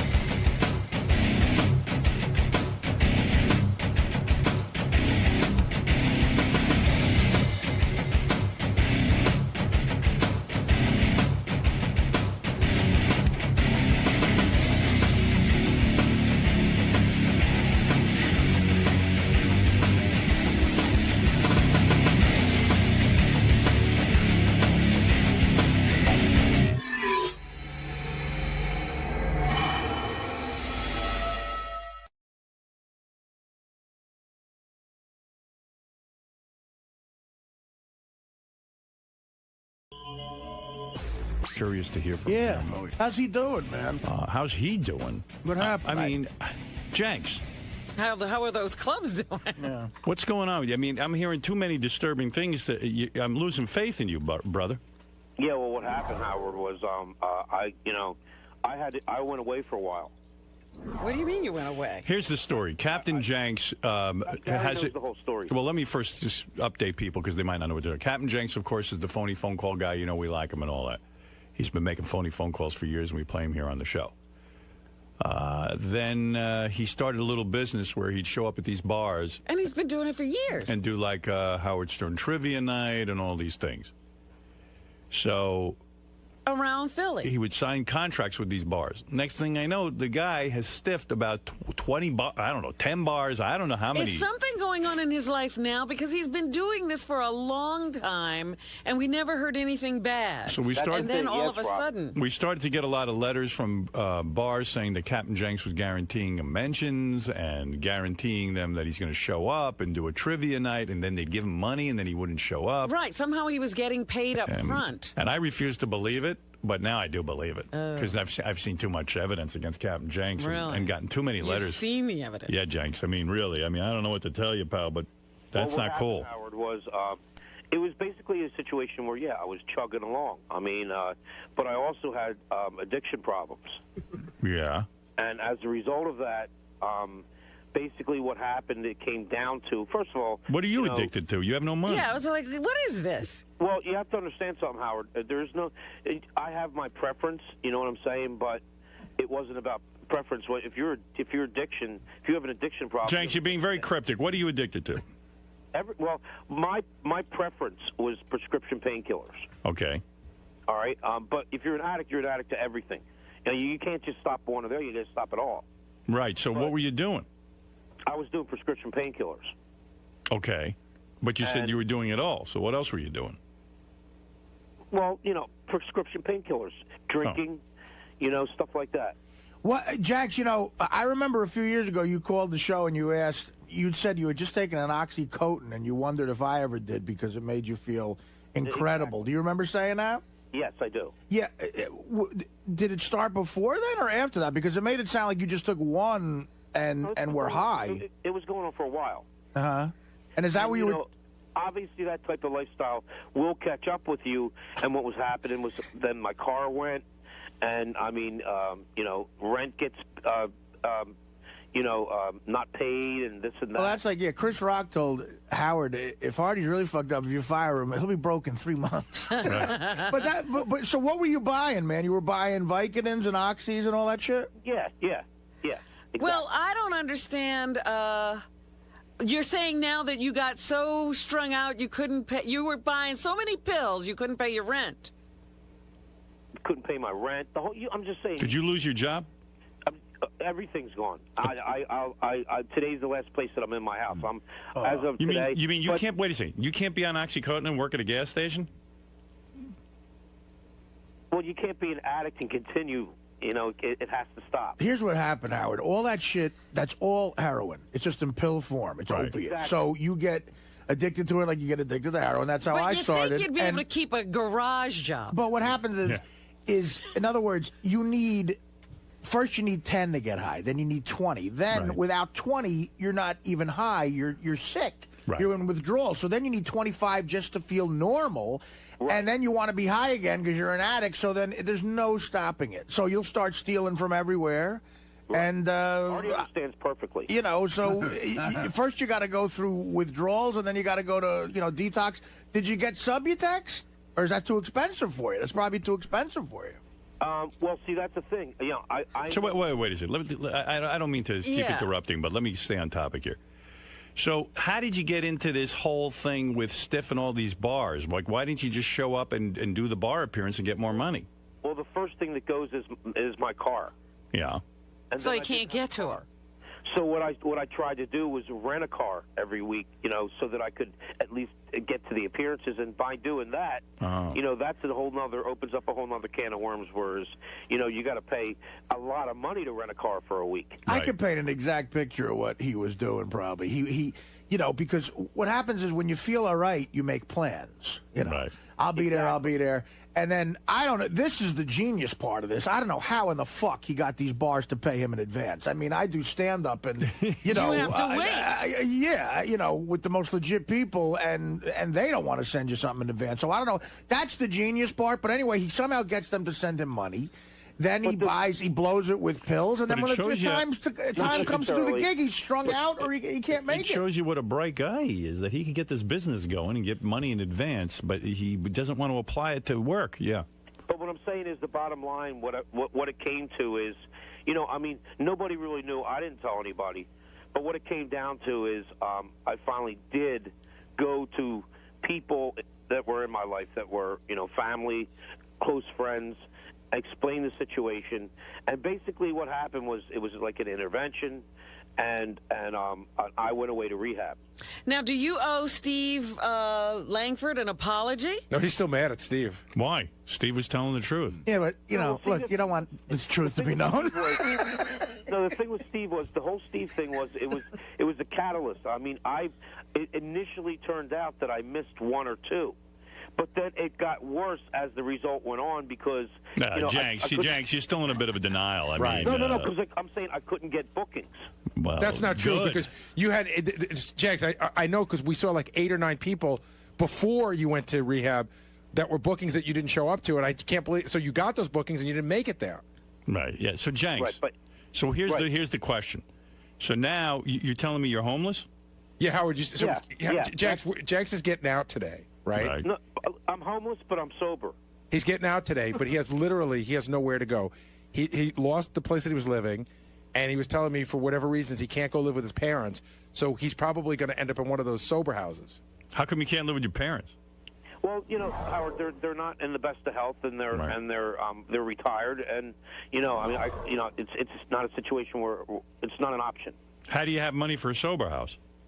You don't have money for that. I mean, you just got to do what you got to do to make it. I know I'm going to go to meetings today. But how do you go to a sober house if you don't have money to pay for a sober house? You got to do what you got to do. You know what I'm saying? What does that mean? We don't know what you're saying. He doesn't have to pay for it. He does not know. I spoke to him earlier this morning. He doesn't know where he will be sleeping tonight. Is that right, Jenks? That's correct. But initially, I don't think you have to pay for a sober house initially. Right. You got to do your best. Where are you right now? Well, this is my last morning here. Oh man. So that's rough. I don't even have any heat in my house. I mean, Can he move into your screening room, Gary, with the bar and the? If you move one of the stools Could Jenks be one of the stools? So, Jenks, you got to go get a job. Well, yeah, absolutely. Well, where's he going to work, though? I mean, Gas station. he's got, like a bad reputation. He can't get a recommendation now. Which is why he might be mad at Steve Langford. But anyway, I just want to ask James a question. We figured out that there's like 8 or 9 appearances that you didn't show up to. So where did that money go to your habit, or where did that money go to? Well, renting cars. I was chugging along, and like I told you, Gary. Yeah, but that doesn't make sense. You were making enough money where in the past you were making a profit. So now you got that money and you go to the appearances. How did you lose it all? Oh, it all goes to the pills, sure. He says he was chugging along, but he was chugging along stiffing people. Yeah, right. He'd start doing nasty shit. Hey, where would you get the pills? From a dealer? Would you try to scam like pharmacy shit? Like, how would you get the pills? I never scammed a pharmacy, but you can get anything off the street, Artie. Yeah, but how much were you paying for it? It gets expensive. How much is one Oxycontin? Well, I mean, on the street, you can get it for something like 20, 30, 40 bucks. 40 bucks a pill. A pill, yeah. Wow. So those are 10 pills. That's one appearance. See, that's the thing. That's why people graduate. See, I never graduated to heroin, but that probably, my therapist at the rehabilitation center said that would have been my next step. Yeah, but that probably would have been a good move for you. Yeah, actually, that makes sense to go on heroin. It's better for your liver. Economically, it's a good idea. What? And now, for like were you taking 30 milligram Oxycontins? 80s. Oh my God! And so you would need 10 80s a day, type of thing? Something like 6. Yeah. Wow, 80 milligrams. That's 400 milligrams. But the bottom line is here. Did you ever resort to like blowing guys to get money? No, never happened. Good. All right. But the bottom right line size is for here is that I just wanted to, I clean myself up and sober up, and what I'm doing now is just trying to get myself back on my feet. All right, good. And I want everybody to know that I had appearances with. I'll do the appearances. I'll do whatever I got to do to make it up. You will honor your appearances. It was never my intention to not show up. You're a good man, Jenks. I'm pulling for you. I'm just doing my best to get everything back on my feet again. Yeah, all right. Prescription pills are bad shit. It's just I go to meetings all the time and stuff like that. And well, I had no idea you were struggling with this, but I am very, very. Nobody did. I'm very, very happy to hear from you because I was worried about you, and I'm glad that you're straightening out your life. All right. Thanks, Jenks. I may have Keep it on the straight and narrow. Yeah, Jenks. I may have to call a station and say that you're dead and see if they'll report it, like you did with me, because now it looks like you have the same problem, don't you? They have the death toll on me. Jenks is a good guy. I can relate what you were going through by listening to, you know what I'm saying? Well, thank you for relating to it back then by calling a news station and saying I'm dead. I never did that. It sounds to me like Jenks has hit rock bottom. Exactly. This is what they call it, Howard. Yes, when you've lost everything, that's a bottom. No. Blowing a guy, that's going to be rock bottom, When and he says Jenks- he hasn't done that. With Jenks, now he's going to be on the comeback trail. I hope when he hits the heights again, when he's on top like he used to be. When Doesn't he was working, need to celebrate. When he was working at the gas station and making these bar appearances. I hope when he hits the heights again, he doesn't let this get to his head. Because Howard, that's remember... another thing. There was never a gas station. Oh, really? What did No. you do? See, well, the thing is any place that I worked didn't want me to come out and say that, who I was. Right. Oh. So they say if you, it would be a situation where if you ever say where you work on the show, then you're going to lose your job by the next day. Oh, so you didn't I work would- it again. So I would say that just so Oh. that I wouldn't, lose my job. So But what was your profession? Well, I basically did any jobs that were around. Yeah, so... Yeah, but okay. you're indicating that you were employed steadily by someone because they got mad at you. Who was that person? I mean, No. I What, just want what to know type what of he what did. type of were you a school principal? What was your real occupation? Actually, at one time I worked for I don't even know if I should say this. I worked for U.S. Healthcare, Oh, and I was basically told if you ever say. I was called into the office of like the president of the company, and I didn't know why. And he said, if you ever say where you work, then that's it. I'll tell you how brilliant this guy is. You see, here's a guy. He won't tell us what he does. He still hasn't This is what done. he worked for the CIA, obviously. One of the things that is that's the what I'm reason thinking. I got to tell you how brilliant this guy is. Here's a guy that used to, he'd get through to every major news organization and make these phony phone calls. He was, the night Bob Hope died, who was on CNN as his longtime writer? Oh, I love that call. Captain Jenks. That's one of his best. And, it shows you he's a genius. I've said for years, once in a while you meet like flim-flam guys who scheme. They can never have a straight job. If and they're brilliant. They're brilliant. Criminal mind. Now, I'm not saying that Jenks is a criminal. But he's one of these guys. He's so brilliant with these phony phone calls and things. And the way he would set it up, sometimes he'd have multiple phone calls, all kinds of things. And I got to figure there's a place for this guy if he could just straighten his life out because he's a bright guy. There is a place. It's called the Sober House. Well, all right. But you know what I mean. After the really Sober would House. love to know what he did, like what kind of skills he has, but he won't. What kind of what? No skills. Skills. He doesn't have any skills. You thought his skills are phony phone calls. He's a con man. Hey, Jenks, did you go through withdrawals on your own? You just got through it on your own? Yeah, well, when you go through rehab, what they do is they kind of wean you off over the day. Oh, so you had medication. Process. Yeah, he had medication. And I've even considered methadone clinics and stuff like that. But then you also have to figure if you do that, then you're just substituting one drug for another. No, you get addicted to methadone. Right. So I'm trying to do it just with nothing at all, and just go to the meetings, and the meetings help. I'll tell you what, Jenks, to get you back on your feet, I'm going to give you $500 cash courtesy of Sex Drive on DVD. It's ruder, cruder, and neuter. Than what? Than anything. Oh. Own the unrated cream-filled edition of Sex Drive on DVD and Blu-ray tomorrow. As a matter of fact, I've seen Sex Drive. It's a funny movie. Yeah? Yeah, I watched it. And the and the unrated version is real good because just in the middle of the movie, they just have naked chicks walking around. Like you'll be in the middle of a scene. It doesn't have anything to do with the scene? Nothing. and just all of a sudden, there's a naked girl waving. Just they cut it in. I love that. Oh, my goodness. It's like if they put Spider-Man in every movie just so you could say hi to you. Anyway, okay, Captain Jenks, here's $500 for you. I appreciate that. All right, you're welcome. And if I had an address for you to send it to, that'd be great. Well, we'll figure out a way to get it to you. Yeah, I know. I could, have it sent to my family or something. All right, hold on. He would appreciate a wire. So, Gary, are you surprised by Captain Jenks' revelation today that he's been on drugs? No, I knew there was something wrong. When I spoke to him like 3 or 4 weeks ago, maybe like a month ago, I told Howard he's all agitated and was just acting weird, and I thought there was something wrong with him then. I didn't know it was drugs, but I had a suspicion that it might be.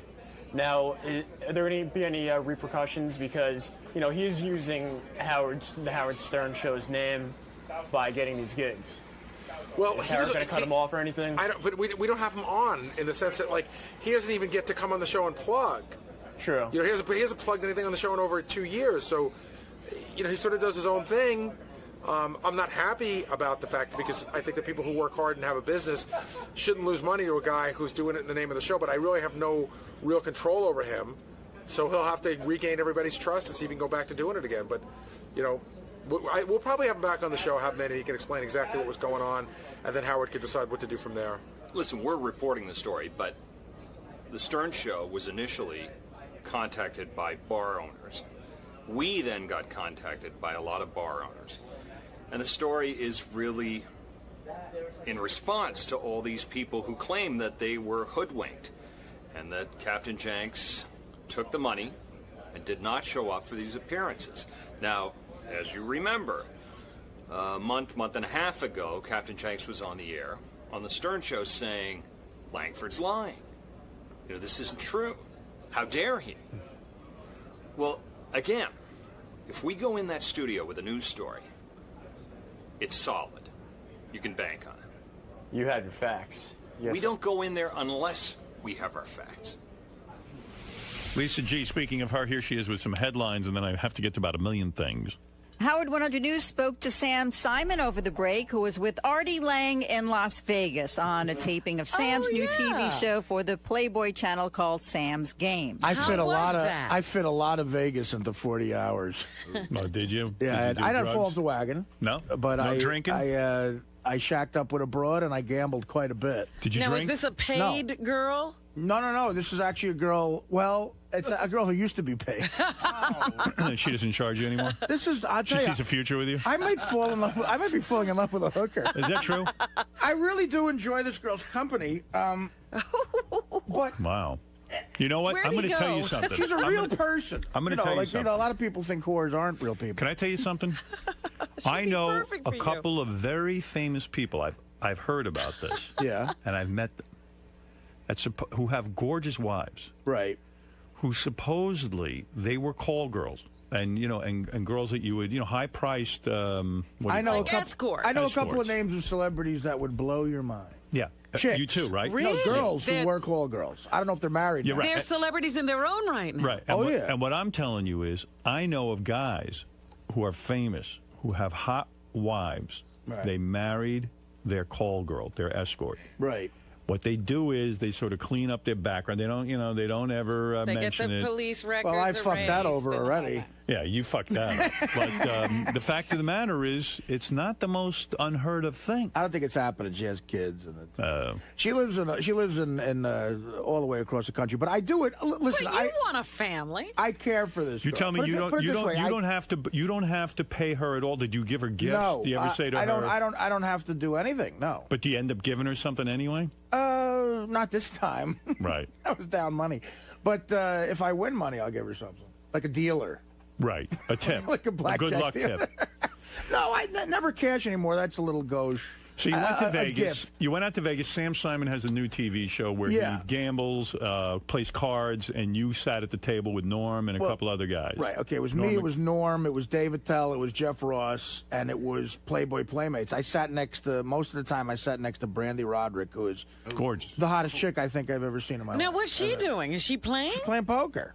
She can play. So, but here's the funny thing What does about she wear when she plays poker? She's wearing this like sequin-looking top and real tight black pants, and then they had all these I got 3 phone numbers of Playboy chicks who were serving us. You mean like bunnies? And you were able to get their phone number? Oh yeah, texted them and everything. I got a Well, gig. he's a I big got star on the show. I got a gig at the Hard Rock Cafe in Vegas, June 27th, and 3 of them are coming. Do you It's think a slam dunk. Do you think really? Do you think It's a they're slam interested in dunk. sex? What do you mean? I know. Well, a couple of them, it's a slam dunk. Are these girls who appeared in Playboy magazine in the pages? They're bunnies. They served us food. I don't know. So they're yeah, a bunnies. couple of them did. But they were in the magazine. Yeah, That's yeah, high level yeah, printing. Yes. I mean, you're talking. This one might be the hottest chick I've ever seen in my life. This girl from Michigan. And you got her number, and maybe there's Yeah. She's very sweet. All right. So you go to the TV show taping. You play cards for what, charity? And Ralph was there too. Ralph is Okay, there. Ralph. So Ralph, Ralph was I don't the hot know. chick at the table? Look, I don't know I don't know the details. Okay. How does But Ralph end up? I was told. I was told that Sam flew Ralph out first class. Wow. Gave him, and now we stayed at the Palms, which is a beautiful hotel. The Palms has a brand new tower that is all just luxury. It's not, Not a casino You know, at hotel. the Hard Rock sometimes you could hear the casino going on all night. Yeah. This is for people who don't want to hear all that shit. So they put Norm and Attell and myself and Ralph up in these huge suites. I had a view of the whole city. It was gorgeous. Right. And Ralph had a nice suite as well. Ralph told me he had the same suite I had. Wow. And he got flown out there first class, and he was there all week. And he was playing the game like it was celebrity. It was all comedians. And Ralph. Playboy, centerfolds, and Ralph was there. I mean, Now, does Ralph sit at the table, and is he part of the taping of the TV show? So he is a celebrity. Yeah. Yeah, all right. And he's Now, there the were- billed as Ralph from the Howard Stern show? He's billed as Ralph Sorrell. That's what I saw on my thing. I don't All know. right, okay. So here's the funny thing about Sam. Now we're playing on the Playboy channel. Okay. Okay. So it's a TV show, and all of us, like I said, exactly what you just said. It's for charity, right? Or whatever, or just for fun and stuff. Dave Attell thought that too. Sure. So at the end of one round of play, I wasn't here for this round. Attell lost $1,000 or whatever. Okay. So at the end, some guy comes up to Attell and says, "So you owe Sam $1,000." What? Wait a minute. Are you serious? You're doing Sam a favor. You're doing his TV show. Right, but if you lose money to him, he could lose money to you, and you could lose money to him. But Sam is billed as a professional poker player, as is Norm Macdonald. Right. So there would be an advantage there. And there's also professional, but Jennifer Tilly played too. And she's a pro. And her husband, Phil, this guy who's a pro. You mean to tell me Dave loses $1,000 and they say you owe Sam $1,000? It gets so much better. Okay. So the next day, now I'm playing with Attell, okay? Yeah. And Attell goes, "Did you know this isn't for charity? Like I owe Sam $1,000." And I went, you know what? knowing Sam, that doesn't surprise me, but I would have had been told that it's for charity. Yeah. Because they give you $500 to start. That's your money. Right. And you also get paid $1,600 for being on the show. Oh, okay. So Attell is working for nothing. But Sam knows. But Sam knows the kind of people he's with. So, but like we told Norm and you, if you want more than $500, Sam will loan it to you. Loan it to you. Right, and then, of course, What's if you the lose... interest rate on that? There's no interest rate, but if you lose more than what you borrowed, you owe him that money. Well, if he is a supposed expert player... He's a professional. If he's a professional poker player, why would I want to go on his TV show, help him out... And lose money to him. And lose you're money a degenerate gambler? Yeah, I guess so. So this is what happened. So I said, how much you giving me? $500. I said, well, I need way more than that. Sure. I said, give me $5,000. So the guy immediately, like a loan shark, goes, absolutely. Sign Artie up for $5,000. He gives me $5,000 in chips. Now, the start of the TV show that has me and Attell and Norm at it, Sam opens the show by completely humiliating Attell and going, listen, on camera, Dave didn't know that he really owes me money, so Dave has to give me $1,000 and then we'll start. So now Attell on the TV show is taking out his wallet. Dave doesn't have $1,000. Well, Attell's got the money, but he says, thanks, Sam. Well, I didn't know we were going to do this on the air. So he takes the money out of his wallet. He gives the guy, Sam's producer / bitch, I don't know, gives the guy the money, and then Attell buys in for another $1,000. Me and Norm each buy in for $5,000. Oh, my God. So now here's the rub here that I get pissed off with. It's also a TV show. Sure. Okay, so now Sam, Norm, myself, and Attell are all at the table. Sam wants the show to be funny, okay? Right. So there's also 2 Playboy Playmates there. So now who do you think the funny falls on there? You. Right, of course. And Me and Norm, right. But Sam and Norm are such, crazy card players, they're concentrating on the game. They're not being funny. Okay, so now me and Attell are looking at each other. Every time I started making jokes, and I would throw in, when I didn't really have a good hand to be funny and stuff, and I was doing shit that I thought would be entertaining. Right. But at the end, you lose money, and it's like, okay, you're being funny. Sam wasn't being funny. Right. He was making money. Right, he was making money, I guess. And then me and Norm started doing some stuff. We were trying to be funny. Let me get to the bottom line for So there's 2 different things going on here. There's a poker game for real money, or are we trying to entertain people? Because I can't concentrate on both things at the same time. Absolutely not. So, well, why are you feeling all this pressure? I started getting a little pissed off, and I started playing for real. Okay. I started really getting into it.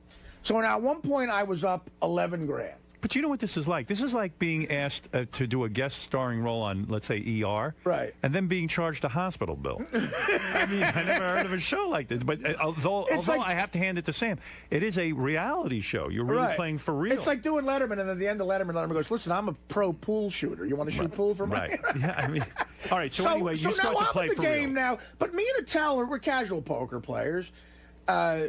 Me and Attell are now in a game with a Playboy Playmate who's hot as hell, which is very distracting. Now, and is 3 professional poker players. Is the Playmate putting up her own money? Brandy Roderick has that kind of buy-in? No, she just took the $500 from the game, and she would. You get $500. Is Sam really going to take her money too? I don't know if he did, but she didn't have any chips in front of her at the end of the night. But listen, if you only bet the $500, you don't lose anything. Right. I lost. We lost because I put an extra $5,000 in because I wanted to play like a real thing. So now I'm up $11,000. Wow. At the end of the first round. So if we stop there, that would have been it. But they take a dinner break and we do a second round. Okay. Now, they send me out into the fucking casino with, I'm like, fuck it. I started really gambling. I'm playing craps. And then, so I go up to my room and I call this broad. And the producer of the show says, look, you got to come back down and do the second round because, it's a TV show. Right.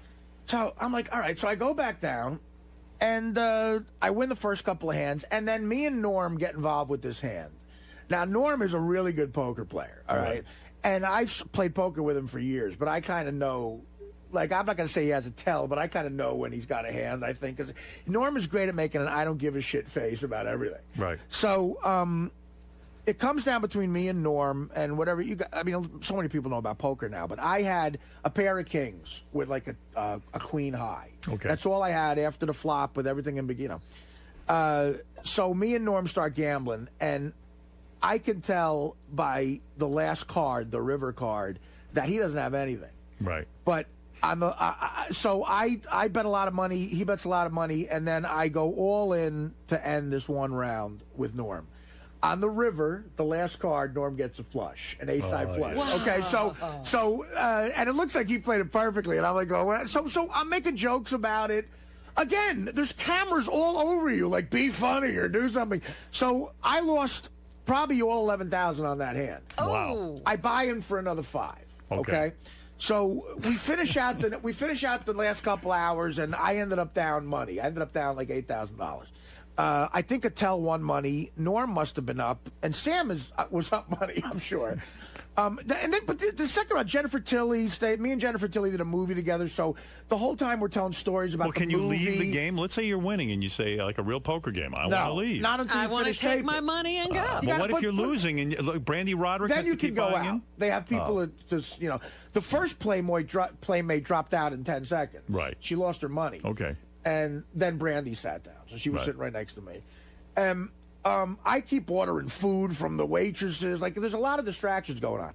So at the end of the game, Sam closes everything. Sam has a catchphrase, too, by the way. Oh, what's his I go, what's catchphrase? your catchphrase? He goes, watch, you'll love it. So Sam looks, that arrogant Sam, he looks at the camera and goes, okay, we had a big excitement here, a couple of big hands. I think Artie's down some money. This is Sam Simon. Remember, it's just a game.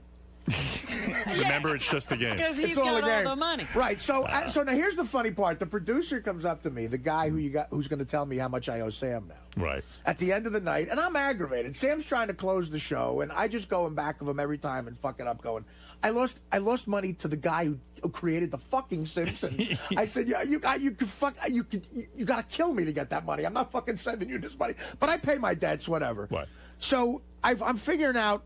I'm trying to count to figure out how much I'm down. But this guy who produces the show, he knows. He's keeping track. He knows everything. He comes up to me and real casually off camera says, listen, we did the math. Okay, listen. You owe Sam $8,010. But I'll tell you what. Let's call it $8,000. Oh, isn't that nice?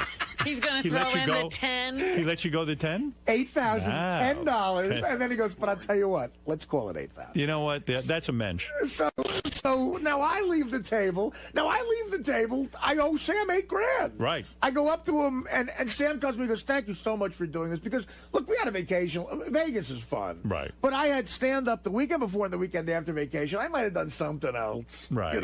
Right. And besides lose $8,000 to Sam. There's a broad I'm kind of seeing. I might have went to, I don't know. I was thinking about Take going her to on vacation. Oh, yeah, something like that. So I'm not seeing this bro. We're committed. So what did you do? Did you write him a check for $8,000? So I go up to Sam and I say, listen, it was great being here. He goes, thank you so much. It was a big favor. I know you're on vacation, blah, blah, blah. And I say, yeah, Sam, no, don't worry about it. You're welcome. I'm glad to do this for you. So where do I send the $8,000 I owe you? So have you and paid I thought him yet? maybe Sam was going to go, come on, it's a TV show. You help me out here. You're on the show. Sam goes, I don't mail me a check. Mail me a check. Yeah. But wait a minute. So What a story. I want to know if Ralph loses money if he's got to pay Sam. If that fucker ain't paying Sam, I ain't paying Sam. yeah, because How's you that fucking sound? don't get the $1,600. No, I do. They send me that's union but then shit. Then you have to send it right back. Well, no, I get a check if I appeared on a TV show, that gets sent to my accountant, the $1,600. But I got to send him my own personal money, 8 G's to Sam. That's what I'm saying. You worked for nothing. Dominic, you're Worked for nothing. It cost me 6 G's. Dominic I Barber. don't get something, Artie. How can a private individual lend money to people in Las Vegas to gamble? It's against the law. You can't. No. Sam, you don't understand. It's like the guy said, how much do you want from Sam's game? The show. The casino was loaning me the money. But when we sit down at the table, it's legal to gamble in Las Vegas. We were gambling. We were playing poker. Who are you mailing the $8,000 to? The game. The show. Not to the casino. No. I don't know. I'm mailing it to the show or the casino. I don't know. One of the two. I'm not mailing it to Sam personally, but I lost money to the show. I lost money to something. I guess I lost money to the casino. I think you realize that's, of course, not legal to have a show where they lend you money and you pay them back. He's saying that they do it through the casino. No, Sam, Dominic, they said to me, the casino can front you money if you want. Right. And I got fronted money. That's what I did. it sounds like it couldn't possibly be legal to even have a show that lends you money that you then pay. Hey, is the 8,000? I got $5,000. I'm sure whatever they're doing, they've looked into. I got $5,000 in chips from the show. They made up chips. There were Palms chips. We were playing at the Palms. You know, I don't know what kind of deal. I don't know what kind of deal they have. All I know is I taped a TV show and I lost $8,000. But no individual can open up in a casino their own gambling casino or bet. Dominic, it's obvious they're playing at a casino. Right. Yeah, we're saying we're in the Hef Suite at the casino. Yeah. And that you're getting it's the same when you get a marker from a casino.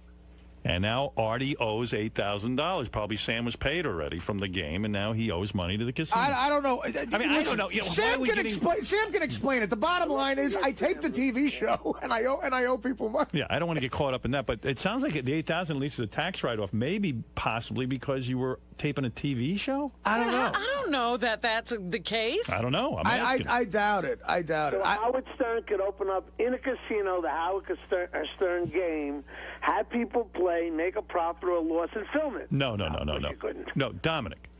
That's not what happened. This is the way I understand it. You go to a casino and say, we want to tape a TV show. Right. Which is a poker game. Right. The casino, as you know, has poker dealers. Right. And you go there and you buy in. Right. Now, how you buy in is up to you. You can say to the casino, I want to have a marker, which is essentially what it sounds like Artie has done here. He has said, look, I don't have the money with me right now. I want to take out a loan. You know, I want to take out money. At the end of the game, whoever wins the chips goes in and cashes out. Now, Artie owes money to the casino. That's how it works in it. You can go anywhere in a casino in Vegas and play poker. Listen, here's the thing. Sam might have been doing this for charity, but we weren't told that. Sam is a very charitable guy. Right. And I'm sure that's what he was doing. But my point is, it wasn't, to me and Dave Attell, it was obviously, it wasn't made clear what was happening, that we're playing with real money. But once it was made clear, you bought in anyway. Of course. I mean, you know, but listen. Well, he's there with a camera in front of him. He can't look like I'm in Las Vegas. There's hot chicks around. I'm shaking. Yeah, give me money to gamble with. And you're telling me?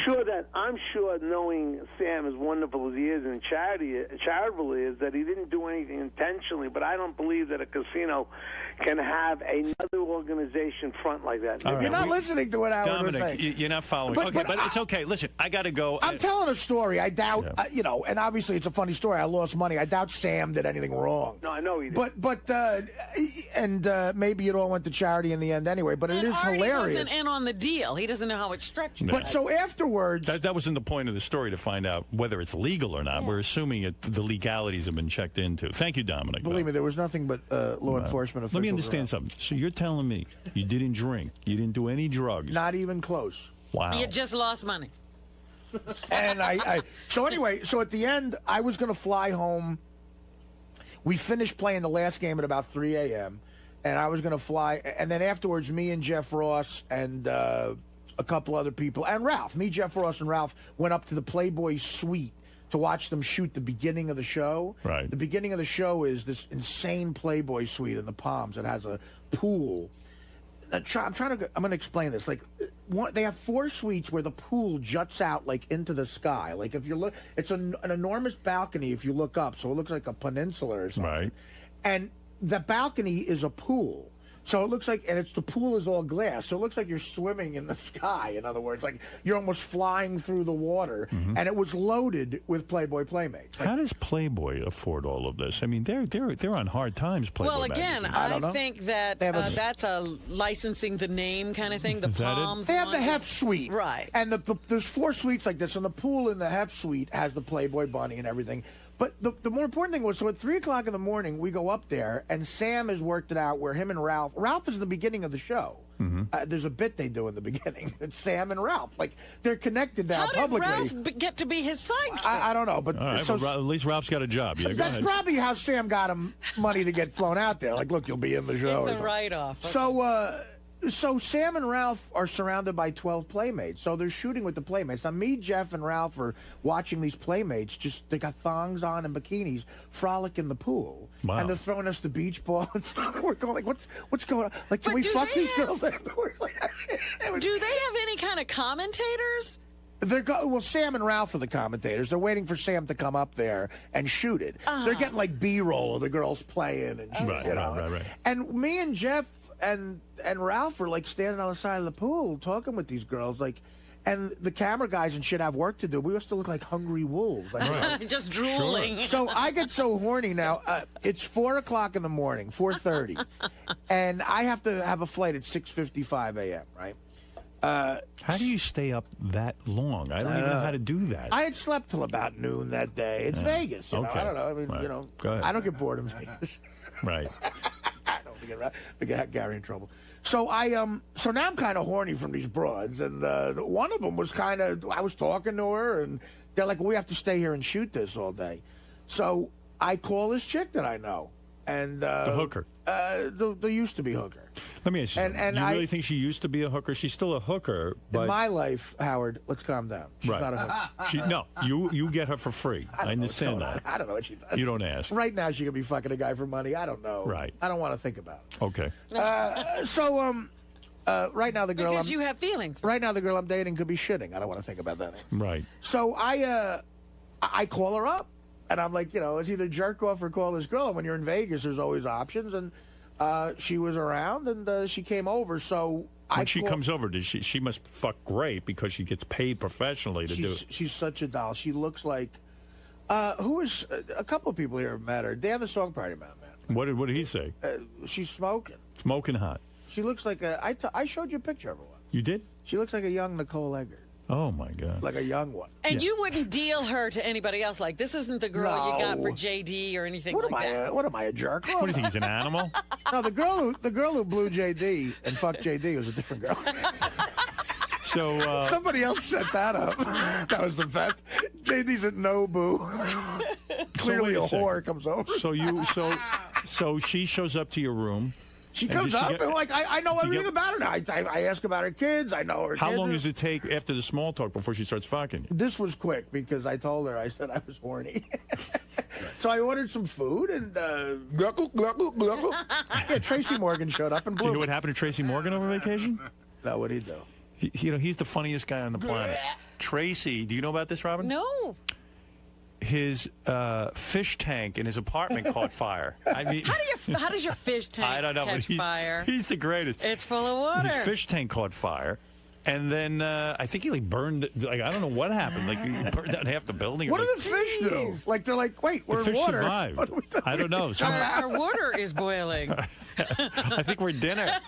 So how's your fish tank catch fire? Yeah, go ahead. She shows up. I call up my friend is the producer. This girl that I've known for years produces Sam's show, and I said, listen, I'm shacked up with this broad here. Like she's known me forever, so she understands what could happen in Vegas. I said, just make it like the Red Eye tonight. So I changed the flight to the Red Eye, and it was like the Keith Richards style. I shut all the windows in the suite, like put tinfoil up. I wanted no light in there. And me and the chick were in there for just like 10 hours together, getting room service. For 10 hours? How many times you banged this chick? I don't know. We fell asleep a couple of times, probably like, I don't know, 4 times. Wow. And for free? Yeah. Well, money. She ordered champagne, which I didn't touch. Right. And really, you were partying with her. You're banging her. No She's party. drinking And when champagne. you kiss her, you can taste the champagne and you don't break. You could have had one little champagne. I don't kiss her. No, I didn't do a goddamn thing. No booze. Would no you say nothing. this is turning into like a Pretty Woman kind of scenario where like you're falling in love with a hooker and I'm Richard Gere? Yeah. Well, yeah. No, it's not going to happen. I could never. Something. You whispered under your breath a few moments ago, I'm committed. No, I said I'm not committed. You're not committed. You wear rubber when you're with this chick? Absolutely. You do? Oh, yeah. Seriously? Even for a blowy. No. It started out that way, but no. Now they're in love. I always wear a rubber, though. With But her. no kissing? Really? It's like that, huh? No. No kissing? No. I mean, now there's kissing. Yeah, we can. But it's like, I know her. She's a good girl. She's all right. Wow. Everybody's got bills. You got a picture of this chick right now? No, I have one. I'll get you one. Give me a couple. I showed you a picture of her. I'm confused. You thought she was hot. You showed me the picture of her before you became emotionally involved with her. That's why I didn't pay. Now that she's your girlfriend, I want to. She's not my girlfriend. She's not my girlfriend. No. She going to come to Jersey and hang out with you? No. That's been not for her. That's been discussed, but no. No. Why not? Maybe at the Shore House. As Robin knows, I'll have any type of broad at the Shore House. Your mom doesn't go to the Shore House. Oh, yes, my mother has her own. His mother decorated My the mother, Shore House. are you kidding me? My mother has her own wing. She has a suite. So a if a horse bathroom. shows up. No, it's not going to happen. It's not going to happen unless All my right. mother's away. Unless my mother goes on the Sounds summer. to me like you're falling in love with this girl, but you're worried about what society's going to think. No, would I worry about society? Look at me. In a weird way, yeah. No, There are areas where you worry. there's a lot of complications with her. The kids. That's one. Also, where she's from and geography and everything She else. could move. What's to stop her Move from right into that moving? Shore Calm House. down, Robin. If my mother goes on the summer-long cruise I'm trying to get her to go on. The way I'm thinking about it is, you got a whore for free, and you had to pay Sam Simon $8,000. So you're kind of sort of equal. made out of you. Yeah, you did okay. Now, in regular gambling, Go ahead. I won $12,000. All right, so you really won $4,000 is what you're saying. With the 1,600, so if you count the 1,600, the game, the 2, and the 500, if you want to get really cool Technical. with the math, And the 10, even count the $10. little, a little over 6 G's. 6 G's you won. Up. Okay, Yeah. so Thank there goodness you go. for your regular gambling. Yeah, and again, Sam, of course, will get on here and give his story, but Dave Attell knows that in the beginning he didn't know, and I didn't know for sure. Yeah, but that's kind of a screwy and thing. I think from my calculations, Attell ended up some money, and I bet Norm and Sam are up a shitload of money. They just want to take money from their friends. Did you get worked by Sam Simon? Did I get what? Worked by Sam Simon. My lawyer said I can't discuss this right now. Why No, not? I don't know. I think Sam. I think what we're looking at here is Sam stole money from me to give to charity. It's like Peter Pan or Robin. Hi, this is Richard Christie, inviting you to watch my new television show, Howard TV's Interview with a Porn Star. I was very promiscuous. On the show, I interview some of the most talented and beautiful women in the adult film business. When I was about 18, I met up with Ron Jeremy. You and I both know that not all artists work with oils, watercolors, or clay. No, sometimes they work with vibrators, dildos, or rubber fists. Did you write all that yourself? Howard TV's Interview with a Porn Star. New episodes premiere every week, only on Howard TV On Demand. Turns me on knowing that I'm turning on other people. Weird for you? No. There was a lot of shit went down. No shit went down. You want to freshen up? I'll take a break. No shit went down. When is the last time you spoke with him, Robin? When was the last time I spoke with him? The other day. Oh, really? Yeah. Oh, okay. So it's not going to be that weird. It's not going to be weird at all. When's the last I time- said he's got to stop returning to this show and just start doing the show again. Every time he comes here, it's a return. Right. He's got to start doing the show. When is the last time you saw him? A couple of months ago. All right. If it's weird for you, just wink at me twice and I'll throw him the fuck out of here. Oh, it's already weird. No, that's a Tell him- twitch. All right. Tell him to go home. Robin just became Mel Tillis. You know what we ought to do? Let's put a poster of that 25-year-old behind you. Why don't you poster? stop? Yeah, I bought one. Why don't you I took a picture of that stop? guy and blew it up. You should have given that to me. That would be some I could've Class A used it ball at breaking. home. Yeah. Well, he claims he's had sex since you. Okay. But does that hurt, or you're over him? No. You don't care. I want him to go live his life. You do. Yes. Have you lived your life? I'm living my life. So you've gone on, too, in terms of your sexual life. We're not discussing particulars, but I have gone on. Can you put 3 fingers up your ass? I don't think so. Well, George can. George loves it. I've been much too forthcoming, haven't I? No, George, you're wonderful. Oh, no. I'm taking my cue from you. No. You're one of the Wonderfully guys, honest. George. You're in a committed relationship. George, you're a man. You're allowed to do that. I am married. You should be able to freely discuss anything. This is the Howard Stern Show. All right, You don't I'll tell have you to what. take a cue from me. Robin, you go freshen up. I'm going to go take a break. I'm just going to go say hi to Jim. No, I want you to don't say hi. No, I do want to say hi. I want you to see each other for the first time on Well, the air. that may be your desire, but it's not going to happen. Unless you bring him in right now. You better not break then. The whole thing is so funny because I told Jim, I said, listen, we're going to take a break. I'm going to shut the door because I just don't, I want you to see Robin on the air. And Jim looks at me in horror because now he's sure that we have some crazy thing said. And I said, I swear on the life of my kids, I just don't want you and Robin seeing each other. Why should what is that all about? Save it for the air. Am I wrong, Howard? Nothing to say for the air. Howard, am I off base on this? But there's nothing to say for the air. It's not like we don't talk to each other and we don't see each other. That's ridiculous. Why don't you lock Jim up in that cage with the dogs? There you go. Jim looked horrified, though. He thought for sure we had something wacky going on. Lock Jim up in that cage we built for Bigfoot. When Put him on the moon.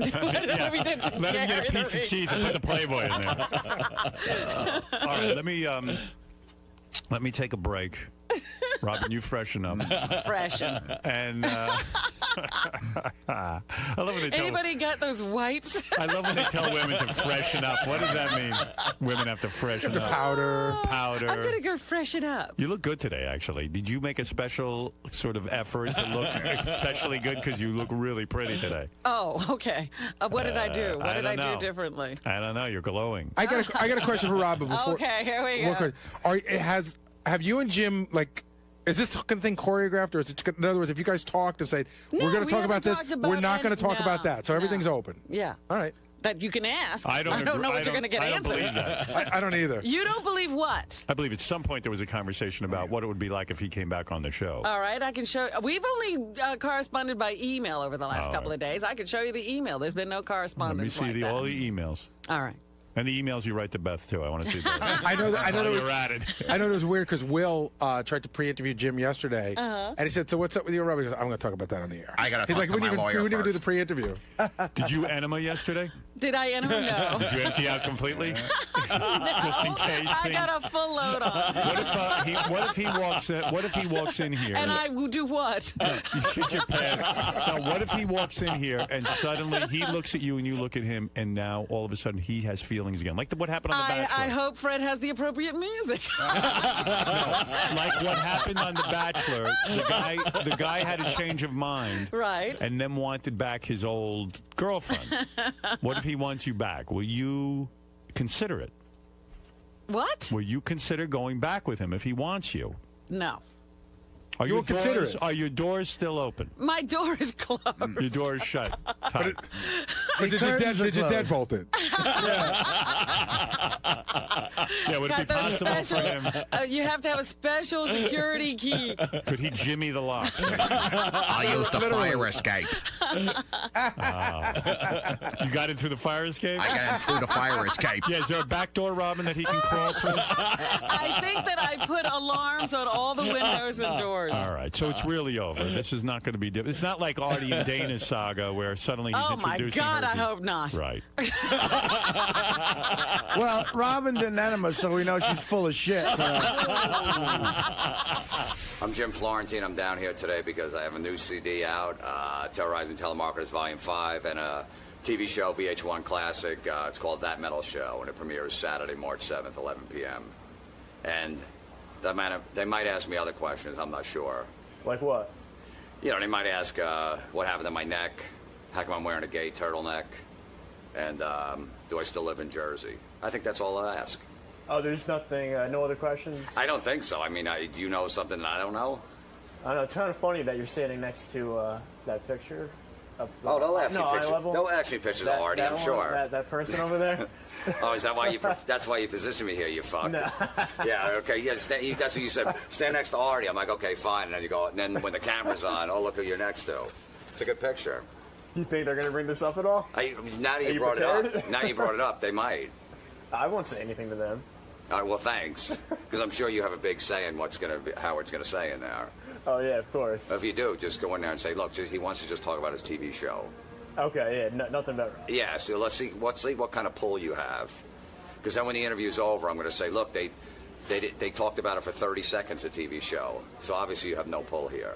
Yeah, I have no pull whatsoever. All right, so now I'm fucked. So let me go prepare, because they're going to ask questions about Robin. All right, man, good luck. Thanks. Jim Florentine came by to promote his brand new album, Terrorizing Telemarketers, Volume 5. He's got one of the funniest calls I've ever heard on here. I could see why you fell in love with him, Robin. I could see why Robin fell in love with you.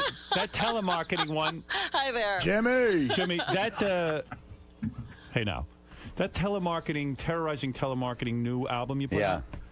The one where the guy's on the telephone pole and he's interrupting? Yeah. I can see why Robin dug you. With that kind of... What's the matter with you? You all right? Yeah, why? You nervous?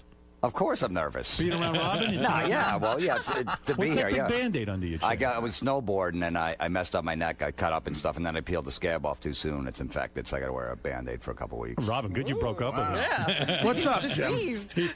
What's going on, Artie? It's good to see you. Brother, been a while. How are you, George? Is it true Nice Robin to meet hit you, punched you in the throat out in the green room? And that's why you... I disregarded one of her emails. It was the opposite, in our Chris Brown, Rihanna kind of thing. Yeah. I was the batterer. Oh, I believe that. You're Chris Brown. Not weird to see, Robin. I know you two have been talking on the phone, but this is the first you've seen each other in a few months. Yeah. And she looks good.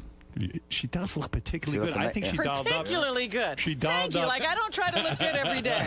There's something going on today. What did I do? Tell me what's different today. You're sparkling. You look really cute. The hairdo. What, I put on sparkles? Well, maybe she still loves you. Oh, maybe that's it. Really? I don't know. I don't want it to be awkward. Robin swears it's not awkward for her, but you would hate it if it were awkward. Oh, it'd be terrible. Yeah, I know, right?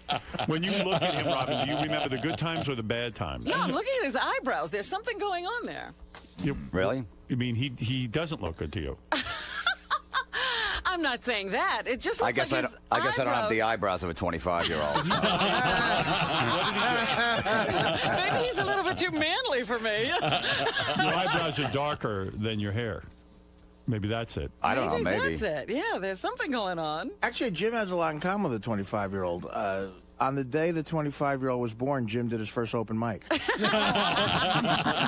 were you upset when it was announced Robin was seeing a 25-year-old? Well, yeah, look, it sure hurt, you know, that she was dating him, but, I just wanted to be happy if that's what she wanted. Oh, she wanted it. Oh, yeah. Here we go. Listen to Howard. Let him tell you I the heard story. the guy was good looking. I didn't see a picture He of him. was a good-looking guy. What are you going to do, you know? Well, I don't know. It hurts, though, right? It did hurt, absolutely, but what was I going to do? What can you do? Did you go out and get someone of your own? Not 25. Not 25. No, but 57-year-old hooker. You have to go. No, seriously, what did you? I'm sure you did something in retaliation. That's the guy. No, it wasn't that. That's like high school stuff. So anyway, you, Jim, thank you for the picture, but that's fine. Did you?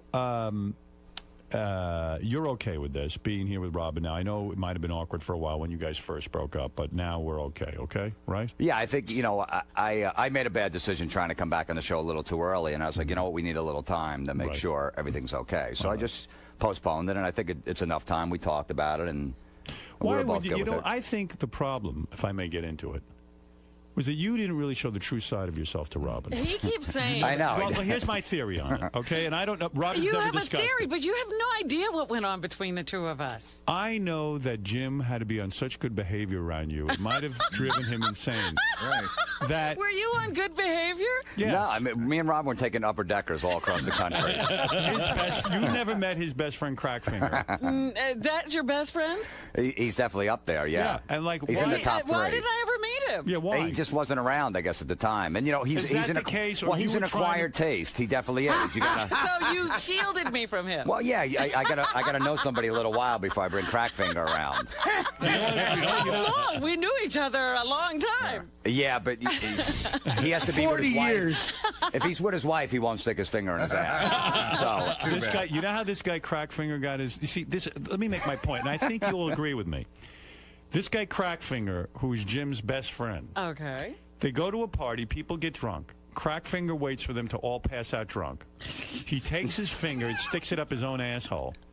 He takes his dirty finger and smears it on their teeth and their gums while they're passed out. Well, under the nose first, like a smelling salt. Right. And then if they don't respond, then he rubs it in the gums. Yeah, you don't want to get caught in their mouth with and my point, Robin, your crack hand. And maybe you will buy into this, all jokes aside. If you can't meet Crackfinger, for whatever's in his head that you somehow can't handle Crackfinger, then how can you be the girl for him? Because he feels so much pressure to please you. You're probably right. Right? I mean, he should have. You're probably right. He should have brought Crackfinger around. Or not. Well, I'm saying if you were going to be in a relationship. No, I was afraid Rob might take a cat nap and he might get her with Crackfinger. I'm a 300-pound slob. I don't want Crackfinger around. He did this really funny thing. They had a card game for the Super Bowl. They were outside playing. He goes, look, if anyone puts their beer on the table because it's going to get wet from the moisture and it's going to mess the cards up, I'm going to piss on them. Okay. And everyone's like, okay, fine. He goes, seriously, I'm going to piss on anybody that does that. After the first hand, he puts his own beer on the table. You put it on? He goes, fine. He takes his dick out and pissed on himself. Sat there and pissed on himself. Man of his word. Yeah, exactly. Is this guy insane? No, I mean, he's married with 2 kids. Is he a big guy? No, he's just a normal looking guy, you know. But But if Robin couldn't meet Crackfinger. So, I mean, Howard is right. Yeah. You didn't feel comfortable with me in your Eventually, life. it's not someone you bring around in the beginning. You know, you wait a little while. I'm sure you have friends like that. You don't want to bring around Beth at first, right? But you need a girl who is going to accept Crackfinger. Now, I think Robin What could girl have accepted. would? I think Robin could have. You didn't give Robin the chance to He accept didn't trust Crackfinger. me, Howard. Robin might have said, you know, that Crackfinger is hysterical. I love when he does the smelling salts routine. Or he pisses his pants. I mean, who knows, Robin? You know what I mean? In other words, He Jim, didn't try. He didn't try. He didn't try. And I'm here to say on Robin's behalf, and I know I speak for her, you can be comfortable showing Robin Crackfinger. Well, it's a little She can late handle now. it. It's a little late. I don't care to meet Crackfinger. Are you like The Bachelor? Do you watch the show The Bachelor? I doubt it. You're a real man. But you're not a half woman like me. But on The Bachelor, he got confused. He broke up with one of the women. He chose the other woman to be his wife. And then he changed his mind. And now he went back to the woman. Is there a chance that you are going to try today to win Robin back? Is there any chance that could happen today after seeing... After all the Crackfinger talk, it's probably not going to happen. So you two are done. Robin I don't says know. it's over. There's no way I you don't can know. get You know, back you in can't on predict the future. Right. You know what I mean? I don't know what happens down the road. I think we got a good friendship now, and we'll see where it goes. Right. You know, you never say never. You thought you were never going to get married again, but it happened. You two genuinely like each other, though, right? Do you like him? Yes. You do like him. The only thing He's becoming one of my best friends. That's crazy. I know. Maybe And he you'll- still won't introduce me to Crackfinger. I will now. You're not trying to woo Robin. Why not introduce her to If she wants Crackfinger? to meet him, that's fine. I just wouldn't shake his hand because I don't know where his fingers have been. I feel Robin should be invited to some sort of gathering where Crackfinger is there. And she should meet Crackfinger and see how she does with it. So an AA meeting? As a man who's been around Robin a long time, she'll surprise you. She's very resilient where you think maybe she would not be up to something. So this is a good thing. No, that was one thing about She Robin. can handle She can herself. hang wherever. That's you know what I right. mean? And maybe I had that preconceived notion that she can't. She can sit in the back of a comedy club, some shitty She comedy can. club, and just chill. Yeah, she I can- was a little nervous about that at first. I'm like, I can't bring her here, this and that, but she was fine. Everyone has an image of Robin that she's some highfalutin, woman. She is willing to slum it, so to speak. You are. You're calling Jim slumming? Look at Jim. Where do you think Jim's going? No, you got a Were you point. ever afraid that Robin would be attracted to Crackfinger and start dating him? He is very handsome. He is a handsome and he's a guy. funny dude. Yeah. Well, I'm glad you two guys are able to be in the room together and laugh and be friends. I'm sure you're very happy about that. It would probably be better if it was more uncomfortable. I sense there's some discomfort, though. I do sense discomfort. Between me and George. Yeah. Discomfort in the room. How are things going? How are things going professionally? It's going great. I got a show on VH1 Classic. No kidding. Yeah, called That Metal Show. It will start the second season this Saturday night, 11 o'clock. Oh, yeah. No, is that what you're doing with Eddie? Yeah, Eddie Trunk and Don Jameson. It's a good show. And what goes on that show? It's like a Best Damn Sports Show, period, but for hard rock and metal music. We sit around and talk. It's really very funny because they talk about heavy metal music, but in a way, it's a sporting event. Oh, I saw one No episode. kidding, I'll watch it. It's great. I saw an episode. They start talking about obscure Like, no, he was the third bassist of Megadeth. And the crazy audience knows more than they do. It's good. It's a niche. It's a niche audience. I watch it. But You've always been into heavy metal. Yeah, I like the hard rock and metal. Yeah. Right. You go to what show did you go to recently? Slipknot. Slipknot. Yeah. I mean that's me and Richard. Yeah. Do you? They will have arguments on the show about who has the better fan, Rush or the Kiss Army. Yeah. Oh, that's good. Yeah. Now, Robin, is it difficult for you to watch Jim's show? Why would I watch it if it was difficult for me to watch? Doesn't it bring up romantic feelings? No. To good times? No. I enjoy the show. Do you ever sit there and watch and go, oh my God, he was inside of me? Oh, no, I don't say that to myself. You never say that? You never say that to yourself? No. When you sit here and look at Robin, do you ever go, remember that time in bed and I was inside of you? And I mean, I do that when I watch Howard TV. It is weird to be in the room with someone who is inside of you. But me, I totally forget. Like, see, I do too. I when I see people I used to be with, they're like old friends. I don't remember any of that stuff at all. Wow, I guess I wasn't that good. No offense. But the best the most special sexual experience you have, you think would like sort of be in the room. Like, can you remember it and say, there's the man who gave me that experience? You can't do that. There's the man that shit on me. Well, now that you are trying to put it in my head, I won't go there. Right. It's always weird, but you two are very adult. I like that you. We weren't always. It was a little tough. Yeah, that's good. That's healthy. You see, I never do that kind of stuff. Like Robin could get angry and you can get angry, and then you talk about it and you work things through. I don't do that. Well, actually, I get angry and Jim talks things through. You don't give up on her.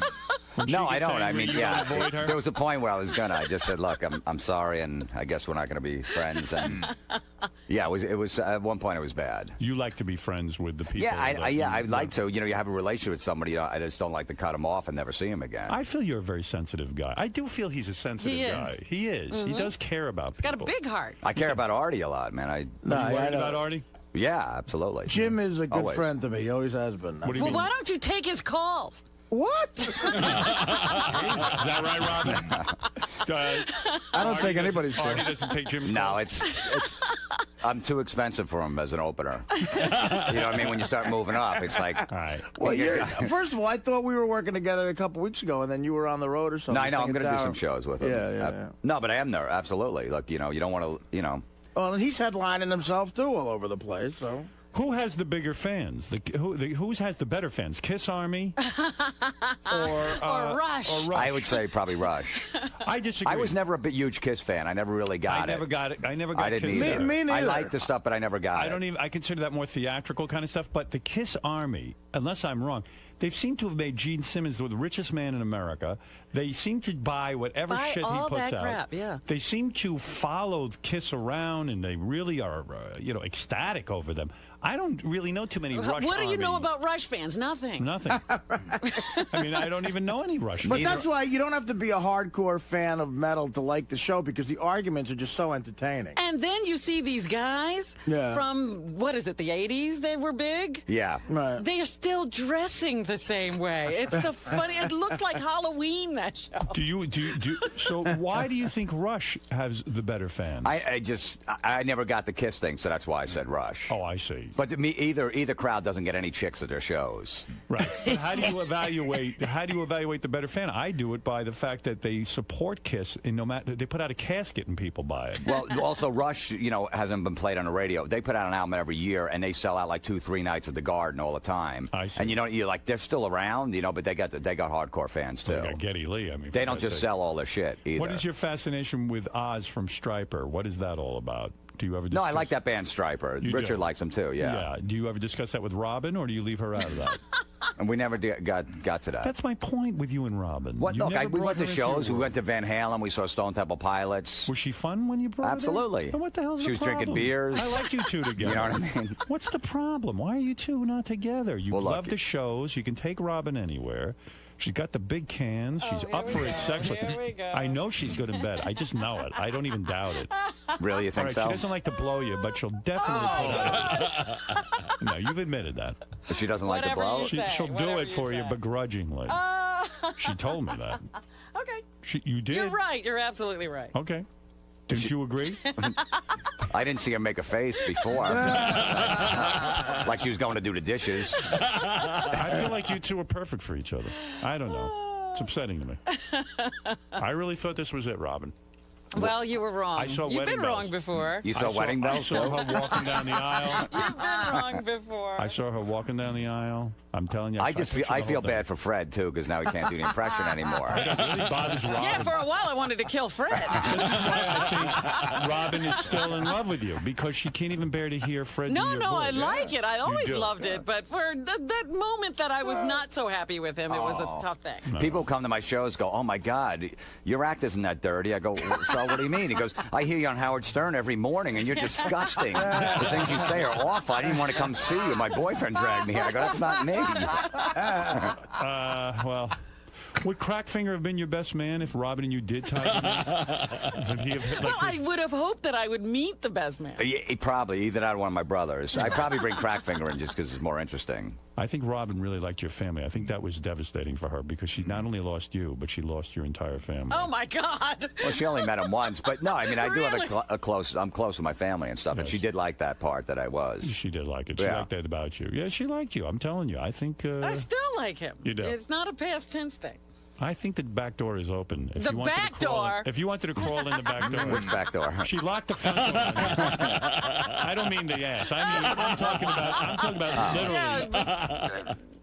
Robin is closed off to George you. is confused. But who knows? George, her back door. He's like, whoa, who's? I thought when you were talking about Rush, you were talking about Rush Limbaugh. No. Oh, dear George. George, don't you think the two of them were a good couple? I think so. I Yeah. think they're lovely. Even now, I mean, I sense warmth, more than warmth. The real We have a great deal of affection for undertow each here. other. That's it's not a secret. Roy, Roy. I just called him Roy. My friend Roy's in the dresser. Do you think I look gay with this turtleneck on? That's what I want to know. I think you look very good. You look very That means dashing. you look gay. That means gay. If he said that. You Well, look very good, Artie yeah. dressed in black yesterday, too. I did, yeah. but not George, here. are you attracted to Jim as a man?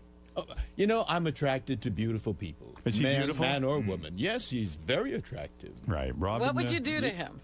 What would Would you blow him? Well, Robin doesn't like blowing. I think, Robin, I don't need to tell you. George, I got an extra orifice on my neck open. So. I got to tell you, so Jim put out a new Terrorizing Telemarketers Volume 5, believe it or not. We play his stuff Good all Lord. the time. In fact, when we started the channels, I think Jim was 90% of the programming because we always played his phony phone calls. But I heard this one. This is a great premise. I'm going to, if I may, I want to play a clip from Please. this. So the premise of the telemarketing series with Jim Florentine is that whenever these telemarketers call his house, he fucks with them. Yeah. He goes out of his way to get them to call. So this I thought was rather brilliant. Jim's I feel a part of this because he was working on this while we were together. Oh, you were.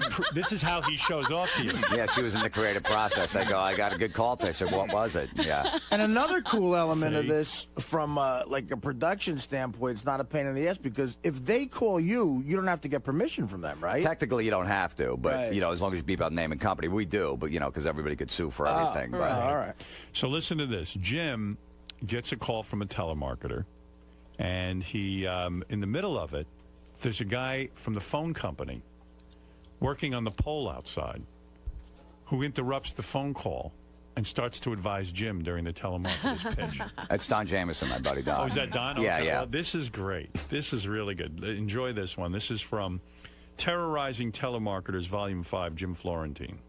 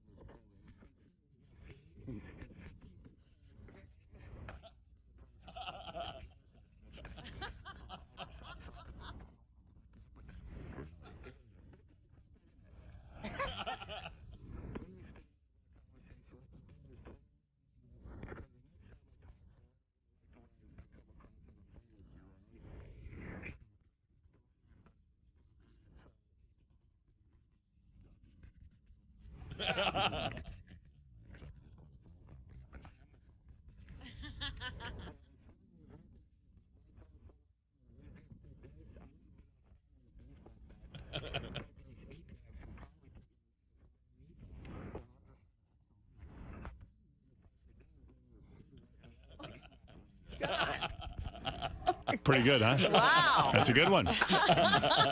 So clearly, during your time with Robin, you became your most creative. This is your masterpiece. This is your Leonardo da Vinci That was moment. my Sergeant Pepper. Right. Yeah, when you're with somebody, you're married or whatever, that's when you're most creative. You Right. got that side of your life. Did you thank Robin on the new CD?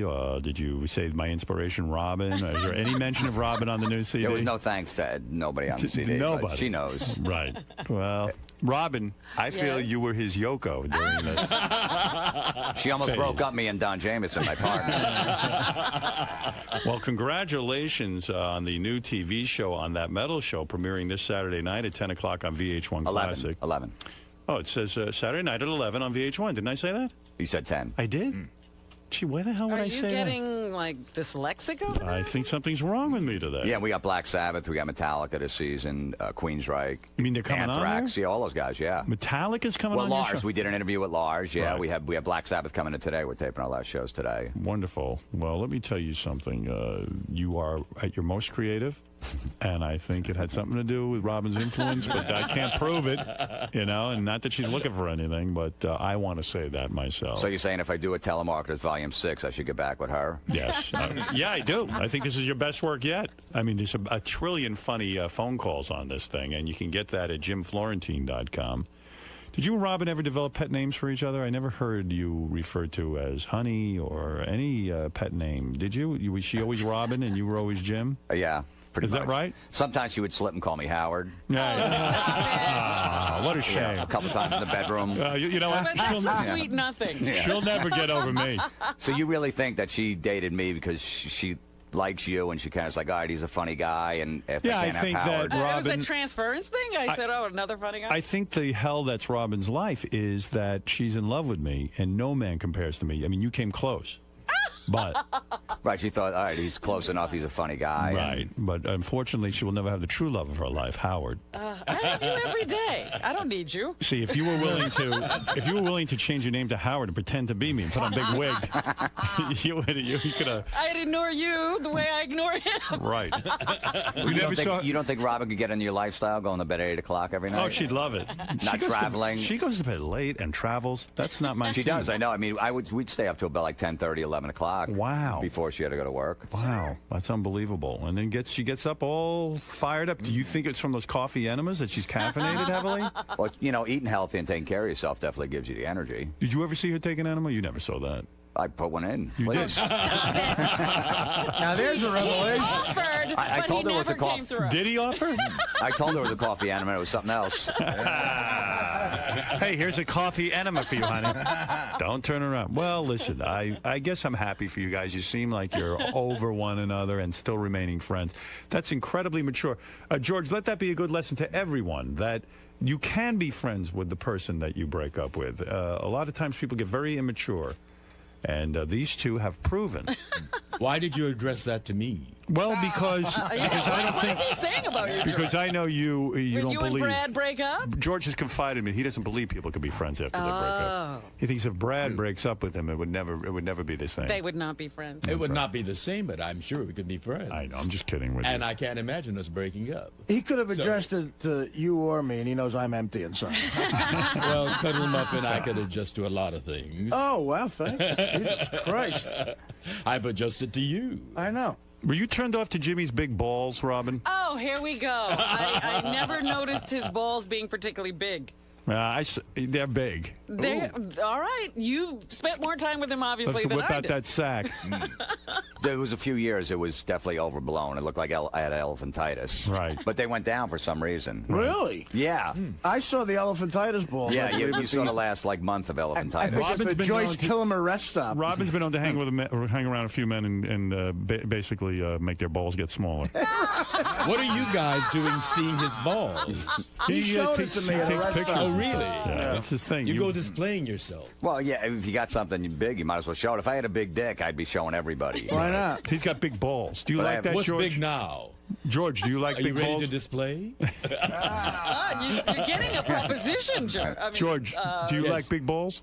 Well, it depends on who comes with it. Right. Okay. Well, like one was bigger than the other, so it was like that movie Twins, Schwarzenegger and DeVito. Oh, it was off balance. Yeah, the left one was bigger than the right for some It's reason. not aesthetically balanced. Irish John, you're on the air. Jim Florentine here and his new album, Terrorizing Telemarketers, Volume 5. Available now at jimflorentine.com. Go ahead. Good morning, Howard. Hey, Jim, I just want to say that metal show is excellent. That Van Halen skit you and Don Jameson did where you were outside the concert before the show pretending the band was talking to the fans, that was fucking hilarious. What'd you do? We told the fans outside the Garden at Van Halen you could see him on a closed-circuit TV. We had a camera. I go talk to him. You ask him any question, they'll answer the question. So we had fake earpieces in.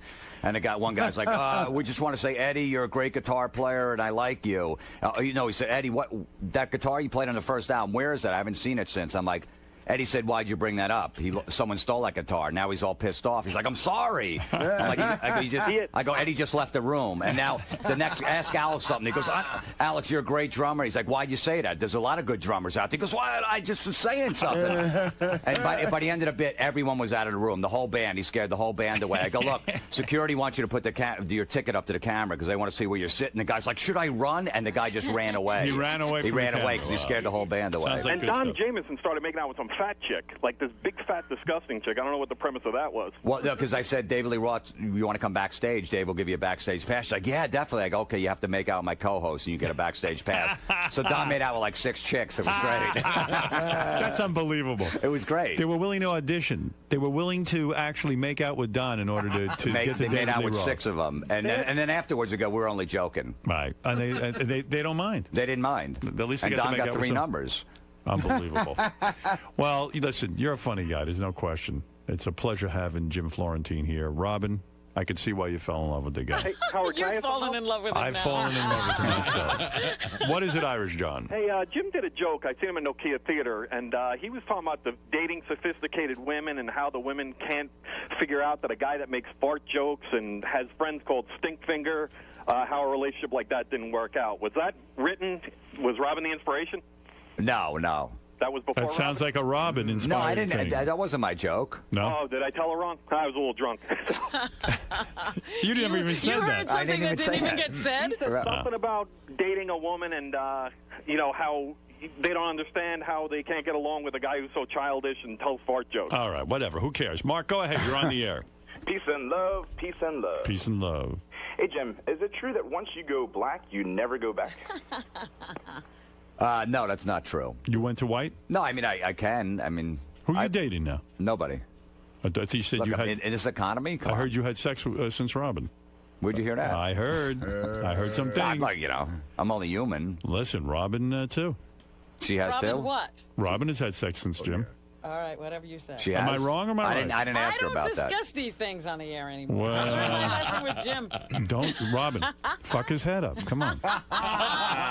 You don't know how to play the game, do you? What game? I'm not playing any game. She does not know how to play. Jim's What? in I here don't saying feel he's like had playing. sex. Well, look, you asked. I'm not going to lie to you. I'm saying, you get him back. I'm enjoying my life. That's all I will tell you. Enjoying All my right. life So you think that she immensely. definitely has? Yeah, I know. Well, I don't know for sure, but I would say 99%. I'm pretty sure. Yeah, me too. Yeah. George? I'm not here enough to know. Come on, Fruity. I heard her singing, I'm going to wash that man right out of my hair, about 2 weeks after you guys broke up. Let's go to Jay. Jay, you're on the air. Hey, Howard, how you doing? Hey, brother. I actually have a bone to pick with Artie, but the reason I'm calling, I saw Jim in Atlantic City about 2 or 3 weeks ago. Great job, Jim. You're a funny man. Thanks. But just to let Robin know, he was with a blonde right before the show, and I must say, Robin, you definitely look better on Jim's arm, than that blonde did. This guy's saying that the blonde you were with, Yeah, it wasn't with the blonde. that Robin is hotter than this blonde. The blonde could have been my sister. I had family at the show. We had a All bunch right. of friends. It could have been. You were at the Asian place right before the show. In the Showboat Casino. Were you at the you were not there? I don't know if the Asian place. What was there a lot of Asian? Don't say that in front of George. Massage parlor? Oh, no. Yeah. Yeah, the massage. Now, are you guys now good enough friends that you can talk about to each other in private who you're dating? I mean, are you guys, or is it still awkward to even bring that up? We haven't brought that up to each other. That hasn't been brought up. So you're not that good of friends. You can't confide in him. Hey, I'm seeing someone now, and gee, the guy. If I was serious about somebody, I might do that. Sure. I see. Well, then there's still some tension there. There's no tension. Sure, there is. I'm sure he would tell me if he was seriously dating somebody. Yeah. Yeah. All right. Maybe. All right, listen. Check out Jim Florentine on that metal show. Obviously, Robin has. She tunes in for everything you're up to. You know what? He wouldn't even tell me what time it was on. I had to go find it myself. Well, it says here premiering this Saturday night at 11 o'clock. It's the second season. Yeah, but I'm Oh. talking about the first season. He's like, yeah, I got this show. I'm like, when is it going to be on? Nothing. Why wouldn't he tell you? I don't know. Why didn't you tell Robin? I don't remember why. It wasn't See, a that specific was the reason, problem no. with the relationship. No crack finger, and you won't even let her watch you on TV. I think when the show premiered, it was a little rough water then. You know what I mean? We're having a Right, little I tough think he's a time, so little- that's why I didn't want to throw it in. insecure By the about way, even though you're mad at me, my show's on this Saturday. Watch it. Don't you go- that's not true. We weren't having a problem No, there. well, I mean, we're just a little, I actually asked you, when is the show coming on?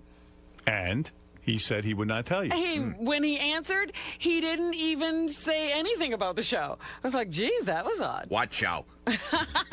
Why I was wouldn't just you making. tell- I don't know. I was just making sure we were okay at that point. See, maybe that you were was so more important. nervous around her. You didn't know what No, to but say. that was more like you had to important. be on guard all the time. With Look, her. I didn't want to have I wanted to be friends with her and make sure everything was okay. So I was trying to work that out. I see. The last thing I want to do is, by the way, plug my show. Right. Well, but I mean, it's a private conversation. You're hardly plugging. Yeah, but I didn't want to just bring that up. Oh, Robin, we don't have any problems. My show's on Saturday. You got to see Twisted Sister's going to be on. I didn't want to I do guess that. when is it coming on? When is it? What time is it on? I never said a word. Sometimes I don't hear everything. I don't understand that, Robin. I'm having trouble understanding that conflict. I don't get it. Like, I why- don't know what was going on with Yeah. him at the time. I said, well, geez, he doesn't want me to know. Okay. I think you make Jim very nervous. That was the problem with the relationship. No, I was never You had nervous to around always her. make sure. In the beginning, I was the first couple of Right. dates, obviously. Yeah, Right. but no. Yeah, I she's- used to say, you're afraid of me. He is, right? He's a little afraid of you. Well, yeah. I think he got over it. I was afraid of $800 bottles of wine. That I understand. That's a monster. Me too. Yeah, I mean, that's a big decision. You're going to get back together. Robin and I almost broke up over that. Jim's new album, Terror. We got through it, though. We did. We get through everything. And Jim's new album, Don't worry, honey, I ain't leaving you. Jim's new album, Terrorizing Telemarketers, Volume 5, is available at jimflorentine.com. You are a friend of the show. You are a friend of Robin's, of course. And I am so glad to see you. And that phone call is hysterical. And I can't wait to hear the rest of the album. Jim, that wasn't that bad, man, was it? No, it wasn't that bad. They did bring up stuff about Robin, which I was go surprised. figure, right? You know, I didn't think that was going to come up. But thank God you warned me, and I was a little prepared. So how'd it go, man? It was fine, actually. It was. I thought it would be a lot more uncomfortable. Were you embarrassed at all, or? It was definitely, yeah. Of course, I was nervous being in there. Yeah, it was. You know, it was the first time seeing her in a while, and you never know what's going to be brought up. Now, you know, it's not like it's 5 prepared questions like a regular TV show, and you know that they're just going to stick with that. You don't know what end it's coming from. Someone's going to walk in and say something. So now Howard is asking if you guys, if there's anything in the future maybe for you guys, if you could ever get back together. Well, I got a birthday coming up, so I'm hoping maybe she'll get me something. Oh yeah. Yes. What can I do Robin, for you? now that Jim's gone. Yes. How was seeing Jim? How did it look to you? You didn't make too much eye contact with him. I noticed that. Oh, really? You were looking down a lot, or at your computer. I do that. Did I do something different with Jim than I do with other guests? I guess not, but... Then that would be your answer. It was just like having any other guest. That can't be true. Why not? Because you guys have a past. So I have a past with a lot of guests that come in here. But you don't have a past with, say, Jimmy Fallon that was on today. No. Not like that. No, I don't. You're right about that. Ah. But why would I treat Jimmy any differently? We see each other. We talk all the time. So it was good seeing Mr. Florentine? Yes, again? it was good seeing Mr. Florentine.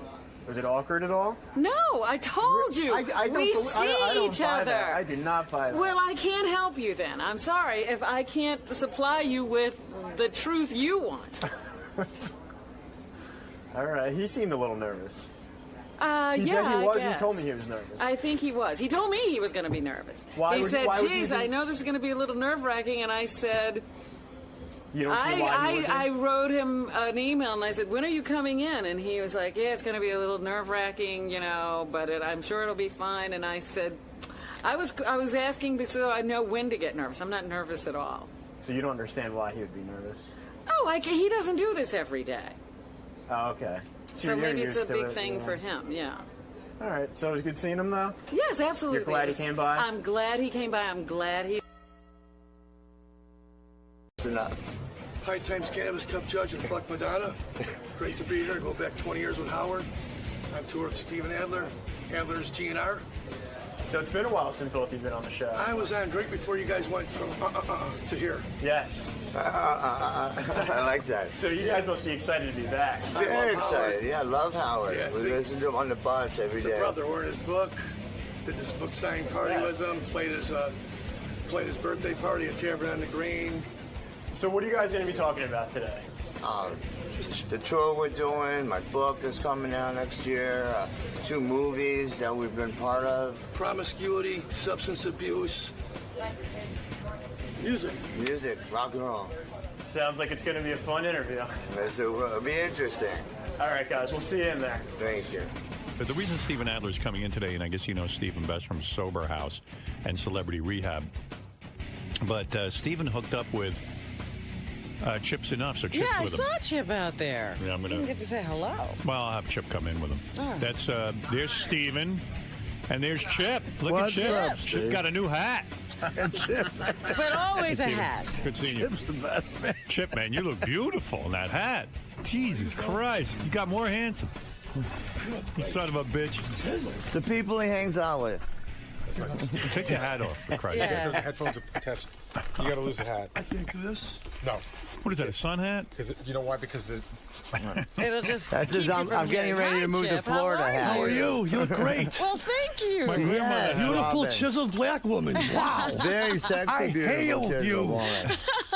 By the way, before I get to Steven's great story and the new band that you guys put together and all of that, Chip, you doing okay? How are you, man? I haven't seen you in years. Yeah, I can come in here and complain and say, I've lost half my band to drugs, and it's just Donnie and myself left. But I've been making music. Enough's Enough still around? We did a record. You and Donnie? I left it in your office. Donnie's great. Yeah, he's one of the greatest singers around. Now, why doesn't Donnie join Steven's band? I don't understand. He doesn't have the voice that we're looking for. He's got a great voice. I love Donnie, but it's just not the voice that you didn't hear him in your head as the lead singer of your band. No. And we're doing a lot of the songs. Well, actually, this tour is all the songs from GNR that I wrote and recorded with them. Right. So I needed that kind of steering. And we got a great guy named Sheldon Tarsha, and it's going really great. In fact, we're playing this Friday. I was hoping you'd come down and play a song with us. Oh, wow. That's very nice of you. In fact, let me promote everything. But first of all, Steven, as you know, is on the Sober House, Celebrity Rehab. How you doing with that, by the way? That has been going great. Are you really off heroin? I'm off heroin. Yeah.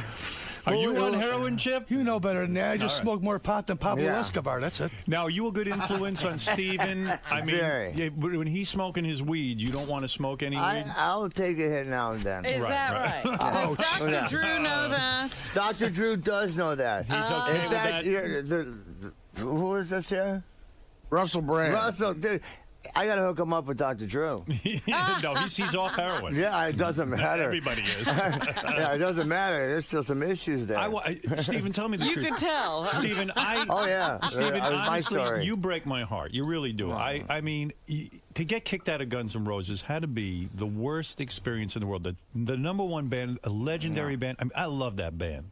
And you're a founder of the band, you and fucking Axl, and no, it's not fucking Axl. We call him Asshole. I mean Axl. Right, Axl. I mean, he even did it in a shitty way. He fired you on stage, kind of like on MTV or something. He goes, "We can't record anymore with Steven. Yeah. He's out."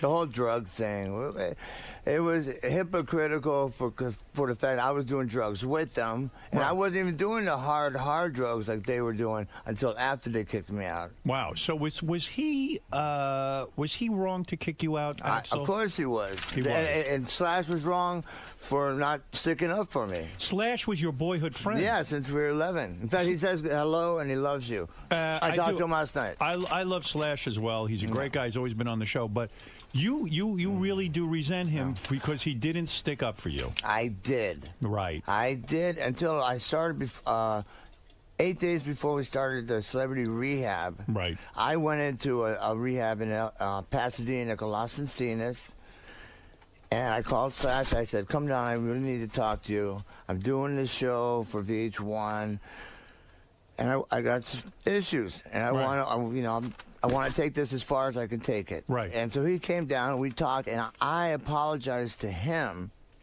for blaming him for all the 20 years of doing drugs. When I think about it. And it was... But Axl you never see. No, I saw him like 3 years ago in Las Vegas. You did. And we no talked. We talked from like 2 to 6 in the morning. Why not get the original band together? What's Axl's? I still can't comprehend this guy Axl. Get the original band together. Go out on the road. Make a couple of $100 million.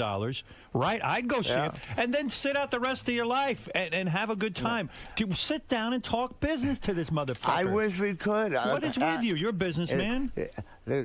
Axl's in his own world. You can't get it through to him. No, I don't. You want me to talk to him? Would you? I will if you want me to. I would love you to talk to him. I'll call him up. Because the whole world has been talking to him, and they're not listening. I would say to him like this. This is what I would say. I'd say, Axl, you know what? You got a goyish a cup. That's what I would say. Exactly. To him. I would say there's something wrong with you. You got an opportunity here. You guys go on tour. 2 years. We do Europe. We do fucking Asia. 25 shows. United States a couple of times. Go to the Coliseum 6 nights in a row. I'd go see the original Guns N' Roses. Everybody in the world And I'd would. say, Axl, do you think Axl has any money? I asked Slash for advice on these answers about Axl, and I was going to say it's best left unsaid. Right. Now, when they kicked you out of the band, though, you took them to court. Yeah, of course. They tricked me into signing all my royalties away. They want to give me $2,000 and throw me in the street. And they want I never existed. But you won $2.3 million in it. And my royalties back.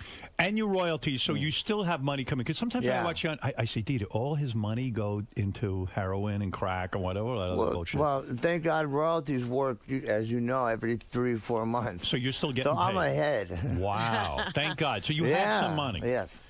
And but you know, are you going back out on the road? Because I thought we are on the road. You're on the road. I thought the road was a particular problem. For you.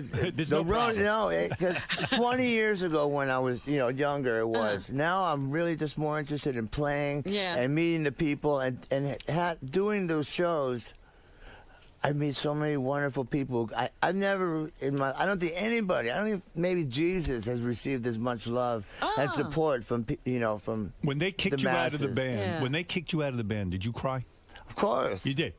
It had to be devastating. Broke things. I cried. It was terrible. It was devastating. The most devastating part was that Slash didn't stick up for me.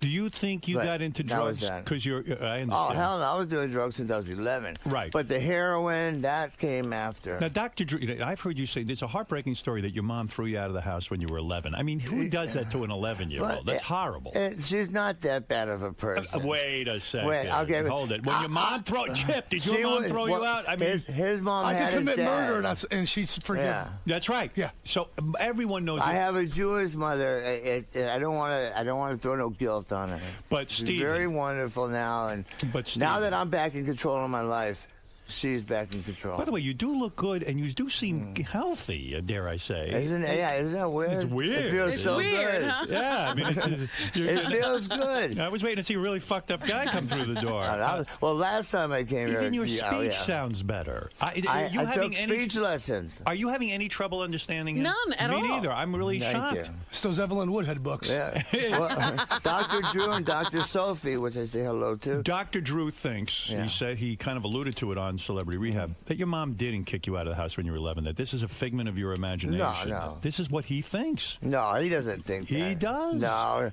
I think he sides with Mommy. No way. No, he doesn't. We just had dinner with him recently. He knows. Yeah. He knows the truth. Yeah. So if my mom kicked me out of the house when I was 11, I'd be on heroin. I understand that. But no, I was on the heroin at 11. I mean, I was smoking pot. What do you do drinking. when you're kicked out at 11? I don't know how I you moved with survive. my grandparents. Oh, I see. When I was my real father left before I was born. So I never knew him. My mother, I have an older brother, so my mother couldn't take care of my brother and me. So I moved with my grandparents from the hospital till 5. And then when I was 11, I moved back with my grandparents. How do you begin to learn drums? I mean, in the midst of all this chaos, how did you become a drummer, an extraordinary drummer? Is the savior of life. Is it? Did you always hear drums in your head or something? You did. And what age did you start getting a drum set and pounding away there? I bought my first drum set when I was 15 for $125 from Earl Scheib's grandson. No kidding. The guy paints cars. And when you were 15, you got your, so that's kind of a late start, don't you think? Well, no, I was playing on books and pillows and Tupperware. And I was great on Tupperware. Does your mom get you? I'm good on Tupperware. Yeah. Did you? I used to do For Your Love on a tin can. Did you ever? Do you ever sit and wonder? Even how that all came out of you. You didn't start till you were 15. No. You have, you're living with your grandparents. You're all over the place. And, I mean, did you have any formal training? Did somebody give you music lessons? Never took a lesson. No one showed you how to hit the drums the right way and hold the sticks the right way? No. Don't you think that's remarkable, Chip, as a musician, that the guy never had a lesson? It just meant that much to me. It was in my heart. Grandpa called the drums tools of ignorance. I remember that. Right. Well, the fact of the matter is that is pretty amazing that you're able to do that. Well, and since you mentioned, 3 weeks ago, I just finished a DVD for beginning drummers called The Golden Rule of Drums. That's why when I see your life going down the tubes with these drugs, I go insane because I go, the guy's got a talent. He's got residuals coming in. Well, there's also pain involved. You got that cute wife. I see her. Beautiful. Poor woman, for crying out loud. She don't know what to do with you. I mean, so you're telling me now you are clean and sober. You are not doing any heroin. No heroin, no crack. It's really been great. Really? I would be, if I was, I guarantee I would be sitting here. Really?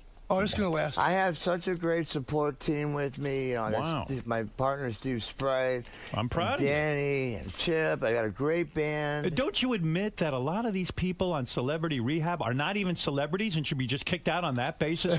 This fucking, who's this fucking musician that I see in there? Shifty. Where the fuck did he come from? I never even heard of this guy. He's Shifty. a nice little fella. Yeah, nice fellow, but, you know, I mean, come on. I never heard of him until I did the show either. Shifty. He carries on like he's the Beatles. No, he had a band called Crazy Town. They had one single. Oh, Crazy Yeah. Town. Did, okay. I did hear that. That I know. Yeah, okay. And Nikki McGibbon was on American Idol. Why is she so heavy now? Can't she lose the weight?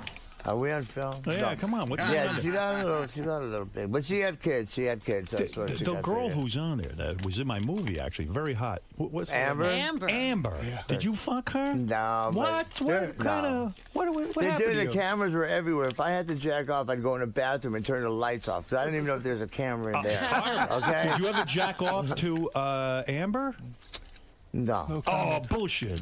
You jacked okay. off to You her. want me to say it Yeah. so my wife fucking kills me Yeah, when I go get ahead. home? Go ahead. You jacked off to There was Amber. one night, the first day, we were sitting on, you know where we sit on the stairs by the pool, and I'm sitting on the top, and she's in the little couch, like just like this. Yeah, the legs to the spread. top. She is- Shaving, but little pussy was all shaven. Yeah. And then I said, okay, we're done with this session. Boom. Bathroom, lights off. I mean, you're the biggest celebrity on there. Let's be honest. Well, Jeff Conway and Gary Busey's the best. huge. Yeah, he's great, huh? That Jeff I- Conway. oh, yeah. Oh man, what a motherfucking crazy man he is. He is. He's a natural actor. He makes you look like you're normal. Yeah. I'm telling you, it's unbelievable. He's a showman. Do you think Amber was intentionally showing you her pussy? No. Do you? And it's fully shaved. Fully. And didn't it turn you on when she admitted that she was a hooker? I mean, didn't you want to just give her a couple of bucks and let her Wait, blow you? I missed that part. Come on. I was there. When did you say that? Yeah. No, it didn't. Don't you think it didn't. You know. Don't you think girls are aware when they're showing you their pussy? Robin's never accidentally shown me I her would pussy. think because if my balls were hanging out, I was pretty sure I'd know. Doesn't your, Robin, when your pussy is exposed, doesn't it feel the air? It knows, Of course a little breeze. So she's teasing you a little bit with that pussy. I know. She was out of her mind then. Yeah, I mean, man, with the heydays of Guns N' Roses, man, you must have fucked so many girls. Yeah. Oh my God. Well, we were talking about me and Chip were talking about that the Chip, other I used day. to see him backstage fucking girls, and you know, he was married, of course, but he would never do that. You still married? No, I got a girlfriend, but not married. Yeah, right. But I mean, was it crazy? We used to have contests and see who would get the most blowjobs every night. Really? Yeah. And who won? You did? Oh my God! I won every night. Slash even mentioned in his book. You got more blowjobs than Axel? I would. Oh, sorry. Axel. He talked to the girls. What is I mean, gay? he'd be in the back of the bus. I'd be yelling, "Fuck her already! Let's go! Come on!" Oh man, the whole stage would be packed up. The parking lot would be empty, and he's just talking to her. I said, "Fuck her already! Let's go!" Do you think? I mean, do you take some of the blame for being thrown out of the band? In other words, were you so out of control? No, you were not. No, and it's all started. You know, I love Fred Curry from Cinderella. Right. And I fractured my pinky on this Alice Cooper tour, and we couldn't do 4 shows, so Fred filled in. I was so pissed. That's when everything really started, because I was going, Slash, if you fractured your finger and couldn't play guitar, would they get somebody to fill you in? Yeah, will we get the guy from Cinderella? No. Yeah, hell no. I said, how could you do that to me? Why do they do that to you? I don't know. Duff has this, he says, what does he say? Life doesn't come with a handbook. Having a band doesn't come with bullshit. You I know, had loyalty. Yeah, to your we're a bros. band. We're a gang. We played rock music to see who's the toughest gang. What are the most and amount the biggest gang? What are the most amount of blowjobs you got in one night on the road? I'd be watching TV and I'd be getting blows. It wouldn't even be hard. Yeah, it'd be like a thimble. Yeah, a little thimble, just for the fact that they would do it. I would let them do it. You mean sometimes you would be sitting in a room and you're trying to watch TV. No, I would be watching. Yeah, and suddenly you look down and someone's blowing you. No, I see. Just like that. Wow. Yeah. What a lifestyle. Just for the fact, well, I was younger. You couldn't do things like that. Oh, You know, for you walk Christ's- around the heart on when you're a It's true. teenager. Do you miss it? I mean, do you No, miss the I'm blow? glad I did it. I like my life much better now. You I'm faithful glad to the I wife? did what I did. You faithful to the wife? Of course. Yeah, you don't fuck around a little bit? I Even don't when you're on give a bender? I don't even give a crap. Come on. Dude, we're at that age. Come on, I don't care. When you had And your just stroke, keep about- when you had your stroke, not only did it affect your speech, did it affect your penis at all? No. Never. You always could get hard. Yeah, well, no, I'm smoking crack and doing heroin. You can't get a hard on doing that. Are you back to fucking your wife now? I mean, are you able to give it to her? Well, yeah, except for she just went back to visit her family in Argentina. And she trusts you alone, and you On and the Chip road, aren't going to go out yeah. tonight. No, the back of the bus is me and Chip, and nobody's allowed. Well, no kidding. No. Wow, this is Not like something the else. old days. You know, you described the night that you lost your, you got the stroke. Yeah. You were smoking crack that night, No, right? shooting here or shooting coke. You were shooting coke. Yeah. And you There's got a scar right there. Wow, what happened that night? I mean, I don't know. You passed out? I passed out. I felt I didn't even get to finish shooting it up. Like there was so much. Half of it went in, and I was smashing my face on the bathroom floor. You mean the reaction to the coke? Yeah. Maybe it was bad coke or something. No, it was too much I was doing. You were doing too much. Yeah. So all of a sudden, Coke you was pass too out- good. Yeah, No, you it was passed. too It was good. too Artie good. knows. Yeah. Oh, please. Well, he's supposed to be on that show with you, I think. You should take it next year. For You should. food, though. Do you recommend? I want to get back to the night that's happened to you, but Yeah, okay. do you recommend that someone like Artie go on select? Can you really get rehabbed Oh, he would on liven TV? that show up. Oh, yeah. But can you really rehab on TV? I mean, It helped me for the fact that it was on TV, and people were going to see. It did. Me. It embarrassed you. And when you if, watched, if I fucked up, it would be embarrassing. I could either become a jackoff or a superstar. did you Go watch? either way? Did you watch yourself on the show? Yeah, And yeah. were you startled at how you looked and how? It Of was, course. It did. So it really actually. Like sort of jolted you, Yeah. and because I think you're Yeah. straight right now. Artie, you think he's straight right now? Oh, absolutely. Yeah, for sure. Yeah, he's Listen, straight. it took days for me to get him to watch because we see the show on TV. I live in his house with him in Los Angeles. When You I'm not in do? Chicago. Yeah. Chip, you live in the house? Yeah, I live in Chicago. I got my own studio, and I live Steven, with you seem Steven and embarrassed Artie. by that. You almost shut him No up for that. way. you No, like I that. love Why would it. you be embarrassed? I don't know. I don't know. You babysitting? You him? wanted me to move in that little No. servants' quarters you had. You offered Donnie and I a chance to live there. I can't be that bad. You turned it down. Well, because I know better. Right. I want to keep you as a friend. Right. Yeah. You guys getting along, or is it Oh, gonna? yeah, no, 'cause this we- is my man right here. Chip. I know. You know, I love him. I love you. He loves you. I hail you. He hails you. He's great. Don't you think his band Enough's Enough I should have love been it. bigger even? Yes. If they would have Motherfuckers come had out great- 1 year earlier, I think. Is that what it was? Yeah, they just Oh, we came had out. drug problems too. You did? Yeah, but the songs are hits. Every song's a hit. I know. It was good stuff. I was love a it. big That's fan. why I'm working with him, because He's great. I found out I loved his music when it first came out. Yep. And Good hooks. And his great voice himself.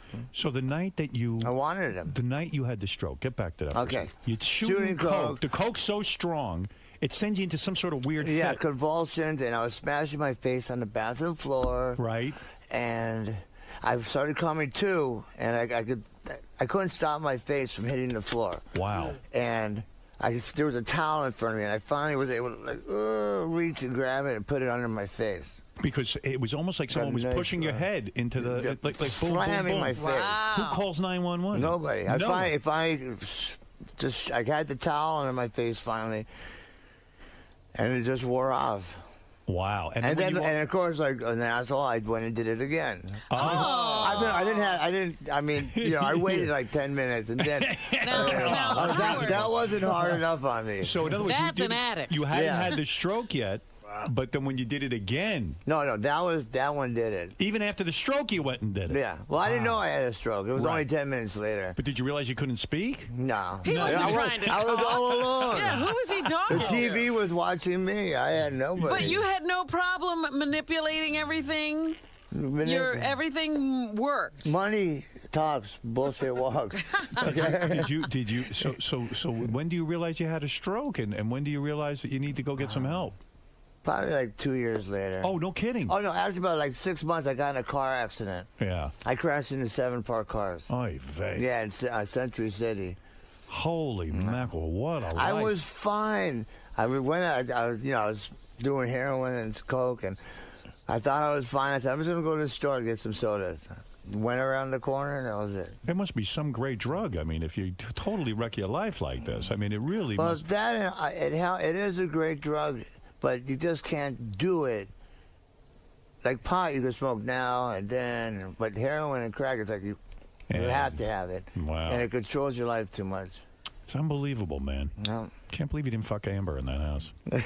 I tell you, time sure has changed. Hey, Tawny. I think Tawny was the most beautiful. Tawny. Yeah, she's Tawny great. Katane. Yeah, well, yeah. Dude, she's got some great Tawny- stories. You should have her here. I know Tawny. I've had her on many Oh, times okay, years she's ago great. when she was dancing around with Whitesnake. Oh, yeah. You see her puss too? No. No, too bad, huh? Nah. Yeah, what a shame. Well, Robin, what do you make of this? I'm very happy that Steven's doing so well. I'm going to tell you something that Thank you, blew my my dear. mind that I heard about Steven. I don't even know if Chip knows this, but Steven admits it. When you were so horribly addicted to heroin, you once even blew a guy. Is this the thing of the show today? Hey, Chip just left the room. Chip, do you ever blow a guy? No. Never. Okay. No, I never. I might have done other guy. things. I gave a guy a hickey when I was 12 years old one time. I remember when I was a little kid.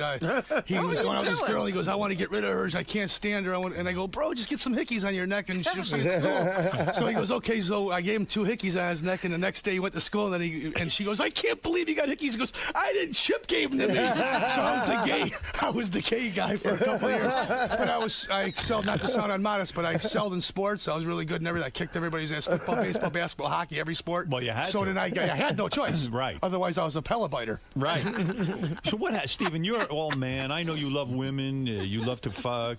I love my dogs. You love your I love dogs, my everything. wife. How I did it love get my so bad kid. that you eventually had to blow a guy to get the heroin? I didn't blow a guy. It You was just did. a hand job. Oh, a My hand God. job. Oh, How did things just break out? How did that happen? No, What was actually, it? That is a big difference. It was somebody. Was he watching TV?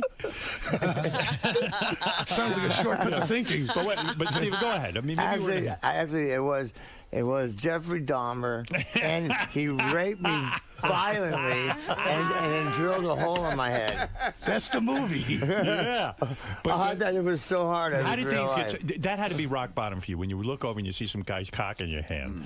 I mean, right? Why are you saying Come on, that? Steven, tell me about that. Could be night. worse. I mean, I want to tell it's you gotta about be the I would love to Was tell it a you big about cock? it. I don't know. I wasn't, You know. I don't. I You wasn't know. there. You were there. You weren't there. You don't forget the rig All that right, you put hold. it this That's way. right. All right, put it this way. What was that? What's that movie that Mark Wahlberg did? Oh, Rockstar. No, not Rockstar. Oh yeah, I want to say Hannah Miley. Boogie Nights, you're talking Boogie about. Nights. Boogie that's Nights, it. Dirk Yeah, Diggler. put him to shame. I know, okay? Chip. Oh my. Demonstrate on Chip what you did that night. So, let's get your cock out there, Chip. Chip. Well, actually, you're a drummer, so I would think you're probably great at giving a hand job because you got the dexterity. I'll beat you so hard like you owe me money. Was it a weird thing? In other words, you needed the heroin, you couldn't get your fix, and so you say to this guy, "What is he, a dealer or some shit?" Hey, okay, I tell you what, I'll beat you off. The little Mexican guy? Yeah. Come on. Was that your lowest point that you hit? No, I didn't do that. Don't start this rumor about me, Howard. All right, okay. You say so. So in other words, that was a rumor going around that you gave a guy. Well, you just started it. All right, excellent. Okay. So the new band is called Adler's Appetite. What is it hard to get a record deal? Actually, we got a deal to just do right now a cover album. Right. And work on getting Slash to produce it for us. And we're going to get the songs that we do pick. Yes. We're going to get at least one person who did play on that original song. It is. That's a good idea. I like Yeah. that. It's hard to get a record deal these days, right? I mean, there's no. Well, everybody's got so many records out with these computers. I don't like that. When we record, we use 2-inch tape. Forget that. What is it called?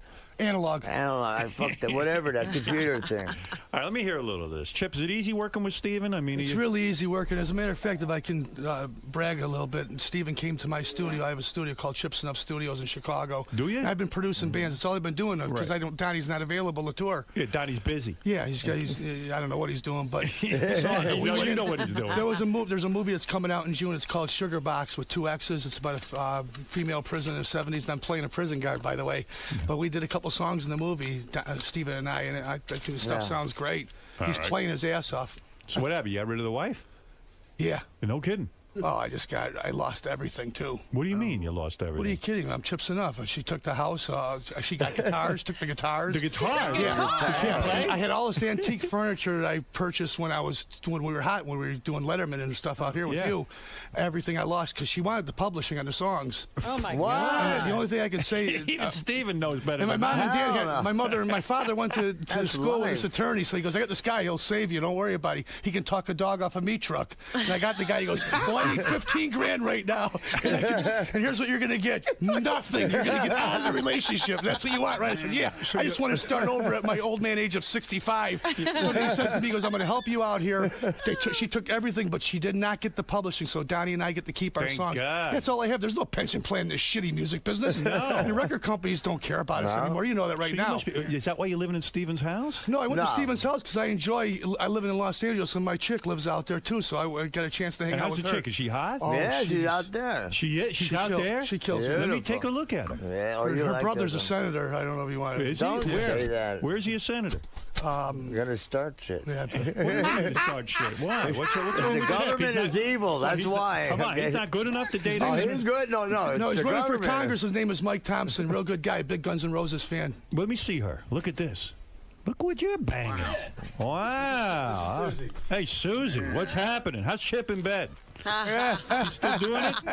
Is he getting the job done or what? I'm not at liberty to say. Oh, wow. You're an attractive VIP woman. only. She speaks well. It's hard being with Chip. I mean, are you living at Steven's house too? Oh, yeah, it's a full house there. No kidding. Carolina. Everyone's moved in, huh? No, we lived in... When you two going to get married? In West Hollywood. What's going on? How old are you, 18? Oh, yeah. Howard, I love you. She's a young girl. We're enjoying the run right now. No kidding. Yeah, anything else will be a shortcut of thinking. I just want to have fun right now. So does she. We have careers. She's a makeup artist. Oh, no kidding. Works in all the movies and You soundtracks. going to propose? Propose to her right now. Go ahead, man. Come on. You want to ruin your life for the third time? Pot the pissin'. What are you talking about? No, you get her money. I smell wedding bells. You're in love with Chip? Oh, yeah. I love hit Chip. the knee. He's That's my amazing. man. I love him too. Oh, he's above and beyond. I hail you too. He's a super talented guy. He's got his publishing. He's a catch. Still got it. You didn't give that up. Well, That's it. How long does it take before you start making love to Chips enough? Oh. Did you hold out, or did you, the second you met him, you had to hop in the bed with him? Was it a bed? I held out. First time Chip ever took a girl into a bed, he usually just right on the floor, from what I remember. That's the bed. So he must love you. You in love? Are you guys in love or what? She's great. Yeah. Yeah, that's one of the best. You've never told her you loved her? Oh, yeah, I have. Of course You I have? Yeah, of course. Have you told him? Yeah. I told him I loved him. You in love with Chip? Yeah. Look at this. What's Steve. not to love? Chippy. What's not to love? What's not to love? You guys into some wild scenes or what? No swinging or anything. I Anything you accidentally could caught her imagine last times night. 100. Yeah? You said you caught some action? Yeah, last night he left his door open in the hotel room. Oh, no I walked kidding. in and saw the little tushy. I have a black man's derriere. I'm very dark around the edges. That's what my grandma used to say. Steven, you walked in the room and the two of them were going at it? Oh, yeah. Look at They this. put the little lock in the doors. I was... Wait a minute, that wasn't me. I'm sorry. Oh, man, I can't believe it. Well, it wasn't me. Well, look at this. Well, I'm happy to see love blooming everywhere. Thank you. You know, I mean, that's good. I'm happy. Congratulations with you and Beth. You got Thank a lovely you. wife. Thank you. She's Yeah, really yeah. easy on the Number eyes. two? Yes. Number 2, man. That's it. Not like you That's guys, it. 3, 4. No, two. This is my last. Oh, yeah? All right. Oh, yeah. What is Gary? I don't want to beat a dead horse and stuff, but I got it. You know, I'm looking at this interview that Steven did in 2000 in a rock magazine. Okay, go ahead. It's a direct quote. Occasionally, a guy would pick me up in return for a blowjob. I'd get a little dope and maybe $30 or $40. Steven This is says it's- propaganda. That's propaganda. I'm telling you. He was misquoted. Especially in the year 2000, I had plenty of money. Yeah, I mean. All the 1990s and 2000s been really good. Hey, listen, whatever went on behind closed doors, Steven. If I did it for the fact that I just wanted to do it. No, right. It wasn't for the money. You just like blowing a guy. I can vouch and say that if he fell off his wall, he'd break his neck a couple times. He's got some chips still. Yeah, he's doing good. man. Unlike me. Everything, especially the show, the Sober House and Celebrity All Rehab. right, who thinks in Really the room good. Steven's really going to stay sober the rest of his life? Raise your Nobody. hand. Nobody. Nobody. Nobody. Sober now. He says he smokes pot. Remember you used to say all the time, Chip, enjoy the run? Yeah. That's what we're doing right now. Yeah. Steven, you But got I'm not going back to that. Steven, come on. It's a no-win situation Yeah, for you. I'm enjoying life again. It's my second time around. and I'm Artie, you got to enjoying be it. inspired by this. I mean, Steven's off the stuff. Well, I've been off the stuff since Christmas Day. That's it. I know, that's a big deal. 3 months, man. That's a big deal. One Do you day wake is a up big every Are deal. day? you serious, Artie? You really haven't? Since Christmas Day, yeah. Are you on Subutex like Artie?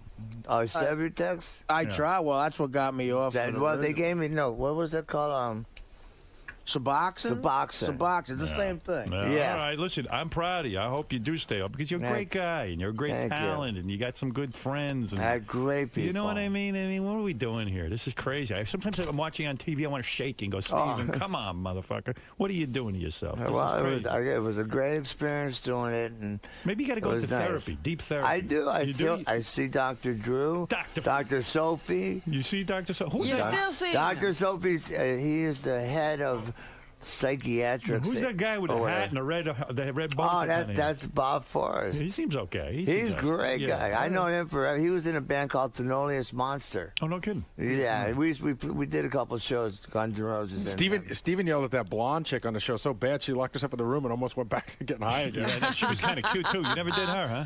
Which one? The blonde on Celebrity Rehab? Yeah. Mary Carey. No, not Mary Carey. I'm talking about the chick who works for Dr. Drew. The dark hair girl. Blonde hair. Blonde. Blonde hair Skinny. trim. Yeah. Shelley. Shelley. Oh, yeah. You didn't bang her? No, the little fragile little thing. No. She just got him. What's the wildest? I had to do something. What's the wildest sex you ever had with a woman? Be honest. Oh, Steven Tyler. Steven Tyler? Back of the bus with 9 girls. You, Steven Tyler. And 9 girls. And 9 girls. Yeah. An orgy. Yep. Look at that. I learned how to direct from him. Direct the women. Yeah. See, I don't fuck the girls on the bus. I just tell the guys in the band what to do. And what are these girls? What are their lives? They're hoping to marry you? Is that what are they doing? What is it? What's in it for them?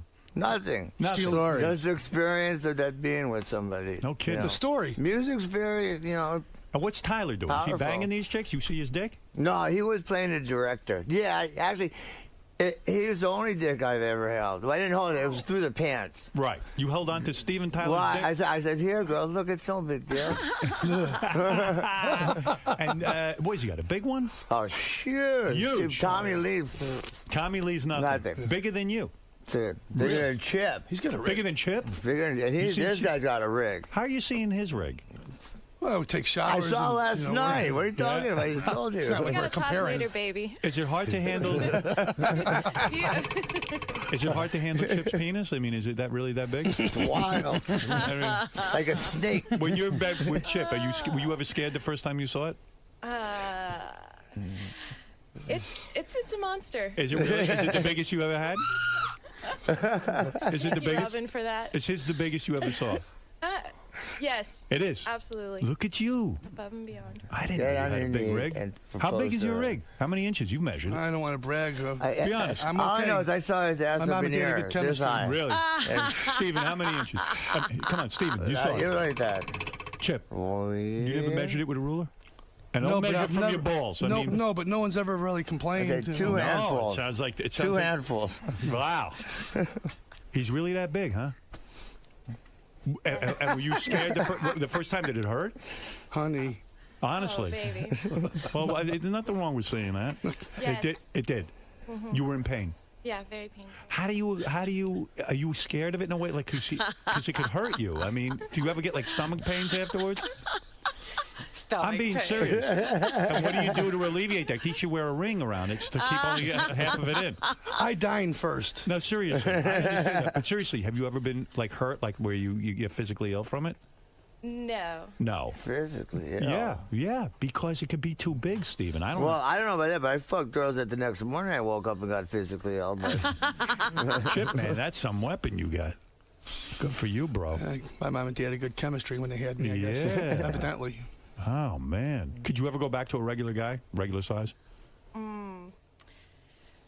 No. No. No. Good You're answer. stretched Good out answer. now. It's my baby. Yeah. Stretched you out. Robin, I bet you'd like to work that rig. Oh, no. That's quite all right. I'm sure they're doing fine without my help. Wow. Chip, man. Good for you. Yeah. Steven's admiring you. I've been You and I there. are sort of the same in a lot of ways because we Not love that way. dining. Yeah. We love hoofs. We love to rub the hoofs and kiss the hoofs and play with them. It's very important. Yeah, we used You're to. a hoof You don't guy? put them by your mouth. I know that because you don't want any germs. I know that. He loves feet, huh? He loves my feet. What does he do to him? Smells them? He rubs my feet. Does he get them wet? For hours. Does he lick them and then hours. smell them? No. Does he like them when they're dirty? He likes them all the time. Wow. He loves my feet. He'll rub them for 2.5 No, hours. I got a good rub down too for him. Steven, did you ever come onto you with your feet? No. Oh, yeah. Oh, yeah. I've rubbed them down before. The shoulders, the back, the He's in feet. pain. Anyway, listen, boys. I'm glad you guys teamed up. This is good. This is good chemistry. Thank you. I want everyone to go see Steven's band, Adler's Appetite. For more information and additional tour dates, you can go to myspace.com/Steven Adler's site. Yes. Well, listen, Steven, it's great meeting you. I'm pulling for you. I'm very proud that you're off the shit. It must be hard to stay off that stuff. No, having good people around me Right. and working makes it so much easier. And like Slash got 4 years sober. Right. And if he could do it, you could do it. Exactly. And he's been like my biggest support. All right. Well, that's good. I'm glad you and Slash are talking. Yes. He's a good man. Love and Chip, go easy on your woman there, man. You got a lot of power in your pelvis. I am. Can I mention StoneyRecords.com? Go ahead, mention Yeah, something. Stoney Records, STONEY, StoneyRecords.com, the new Enough Snuff record, and also the new Johnny Rotten Jr. record, which you're on, F. Mary Kill. No kidding. Yeah. This is Bob and Xander and from your Cheap beautiful Trick. girlfriend, how long you been with her? Susie, how long you 3 been months. together? 3 months? Mm-hmm. It's all new, man. Yeah. Oh, you just started banging him. Well, we met 2 years ago in the movie. Yeah, the Sugar movie Box. Sugar Box I was I mentioning did to you. his makeup. I did Chip's makeup. And it took this long to hook up, huh? It did. Why? Chip, you the old days. You used to 1, 2, 3, 2 Madonna. years. Yeah. Madonna, remember you did her? You pissed on Madonna. You pissed in her. Yeah. Oh, my It God. felt like that because the bed was all wet and I was very inexperienced. I was a little kid then. How old were Maybe 18, 19, yeah. How'd you hook up with her again? I was at this party and I was playing acoustic guitar, hanging out, and they were passing around joints. I smoked pot, and I was just starting to smoke pot then. And it was Sherman sticks. I don't know if you know what a Sherman stick is, but it's got all this stuff inside the pot. PCP. Like PCP, like animal tranquilizer. Right, so I yeah. had one hit and I was nuts. And I went from playing a D chord to not. I couldn't even move my fingers or anything. Oh, you bet. And everybody went in the other room to do blow and all this stuff. And she was sitting on the couch, and I was just talking with her. And I took her feet and I put them in between my legs and shut my legs, just goofing around. Right. And she kept pulling her feet out, and I grabbed a foot again and put it back there, just goofing around. And I got a rig that way. Right. And then we went into the other room. She jerked you off with a foot, kind of. Well, I guess you could say that. At least I thought that. I was a young kid, and I was Right. very inexperienced. And you popped a rod, and you took everything. I got a little bit of a rig, and then she grabbed my hand and took me into this room. It was a house with a garage built next to it. The house, you can open the door and go right into the garage. Right. There was a bed, and there was all made up and stuff. And she got naked, huh? Oh, right. And that looked good, huh? And then you what? And She was really pretty, I will say that. Madonna, beautiful face. And how did you pee in her? I didn't pee in her. That was Bob Brigham started that from Nocturne, my old manager. Remember Bob Brigham lives in his mom and dad's house? I know him. He's making a Brinks truck full of money right now. It was just I wasn't planning on any trim at all. I had no trim back then. I was in a punk rock band called Degeneration. I was just trying to make a living. Right. And that's how I met her. I was just on a whim. And she said she was a drummer in a band. But you ended up peeing somewhere. Well, the bed was all wet afterwards, and I felt like I peed. I felt like I peed, but I didn't. It was her from coming, I guess. Oh, really? Yeah. Because you're big. Good cock. job. Wow. Did you ever wet the bed that much, Susie? No, no. I mean, wow. All right, Madonna got so wet that the whole bed felt like you peed?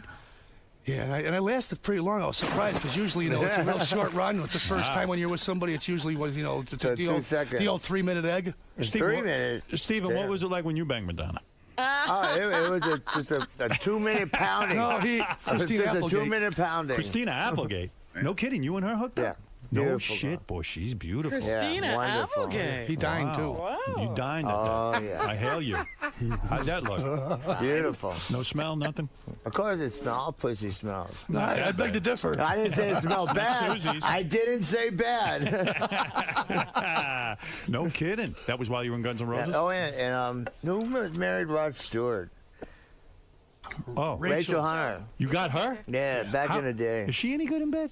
Well, we were like 21 years old. You She told was me 18. she bucked you back like a bronco. She was wonderful. Yeah. I think she was beautiful in her It day. is gorgeous. Holy mackerel. Man. And I was in New Zealand. Yeah? And what did you She do? was so beautiful, even Axel or Sash wouldn't go up to her. Didn't you just fuck her once, or do you? Yeah, it was just one time. Just a one Why afternoon. did you go back? Why? Well, because she lived in New Zealand. Christina Applegate too? Yeah, she Just I once? just did a commercial with her. Well, yeah, just one. Just once, and that's it. I'm not that good. If you could turn them off or something, I mean. If I make it 2 minutes, God bless I heard a me. horrible story about Axel once that he banged your girlfriend at the time, right in front of you. No. She was a stripper girlfriend when we had it. I had a couple of them. Yeah. And this one of them went to the studio with them, and he fucked her there in You were with Rocket her. Queen. And you must have been I pissed. wasn't. No, I didn't care. Wasn't one of those like my wife. Boy, if I was or banging like a heavy girlfriend. somebody you cared about. Yeah. Still, she was yours. You had marked your territory. Yeah, it was already. her and a couple of but they were Band-Aids. Man, Susie, that's got to turn you on that he got Madonna so wet that she wet the whole bed down. I mean, what do you think of your man now? Had you ever heard that story?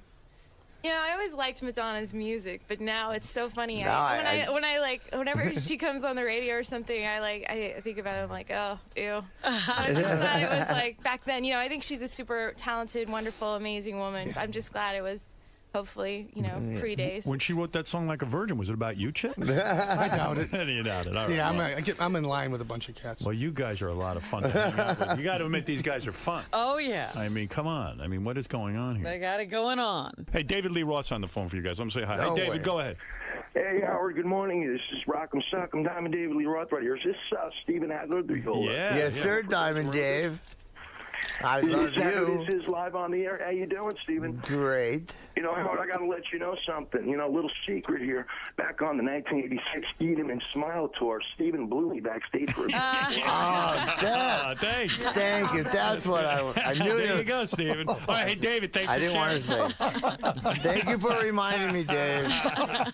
I love you. That, of course, is our friend Billy Murrow. Precious, yes. Anyway, Stephen, congratulations on Sober House, being Thank sober, you. the whole thing, Chip. Congratulations on your beautiful Susie. Thank and, you. Know, and just your career, everything's going well. And my Good. wife, Carolina, and my partner, Steve Sprite. That poor Carolina, I don't know, man. She's going through a lot. She's going through a lot. Well, she's what the AA people call a normie. She never did drugs. She never smoked. Really? Never had a drink. She don't know from this. No. Yeah. She's How'd sticking she by get you. into this? Yeah, she's a loyal woman. She She is. came out from Argentina, from Buenos Aires, to find me. No kidding. And meet me. And Because she was a fan of Guns N' Roses? yeah. She was the president of the fan club in Argentina. Wow. Wow. And she came So out to meet me and You're her dream come true. Yeah. Yeah. At 14, she And told me she's my dream come true. she was telling her friends, I'm going to marry Stephen Adler. No kidding. She's 14. Nice So looking, too. And we dreams can't do even go come over there. true. We go to Argentina, smothered like a bum on a surfing turf. Yeah. Their fans are all over us like you wouldn't believe. We do an in-store at noon, and there's 3,000 people, honest to God, out Wow. there. Yeah. It's crazy for Stephen. How's she Because in they're bed? starving Good? for Guns N' Oh, Roses she's stuff. wonderful. She good in bed? Oh, South American don't women ask me. are the best lovers. They are. Most beautiful women. What does she do that's so good? Like, what's She different? sucks my cock good. She sits on it good. Oh, come on. She's got classy. a great round ass. No, everything. All right, She's good. just a great girl. Okay, I can see why you married her then. All right, Yeah. I understand. All right, listen. We've said enough. Probably too much. Probably. Probably. Yeah, he's so sweet. How'd it go in there? It went great. He's really great. I love Howard. Now, how does it feel that Howard says like it breaks his heart to see you, how you were on TV, and Well, it's it gotta was feel good to real. have Howard care about you so much. I think it feels great. And I've been getting so much love and support, and to get it from Howard, who knows so many people, and it's really great. Like I said, I love Howard. And thank him. Real grateful to have him as a buddy. Thank you, Howard. Family. Big brother. And now Yeah. you guys got the music going, so it seems At like the things, music, things at going the well, TV, right? at the movies.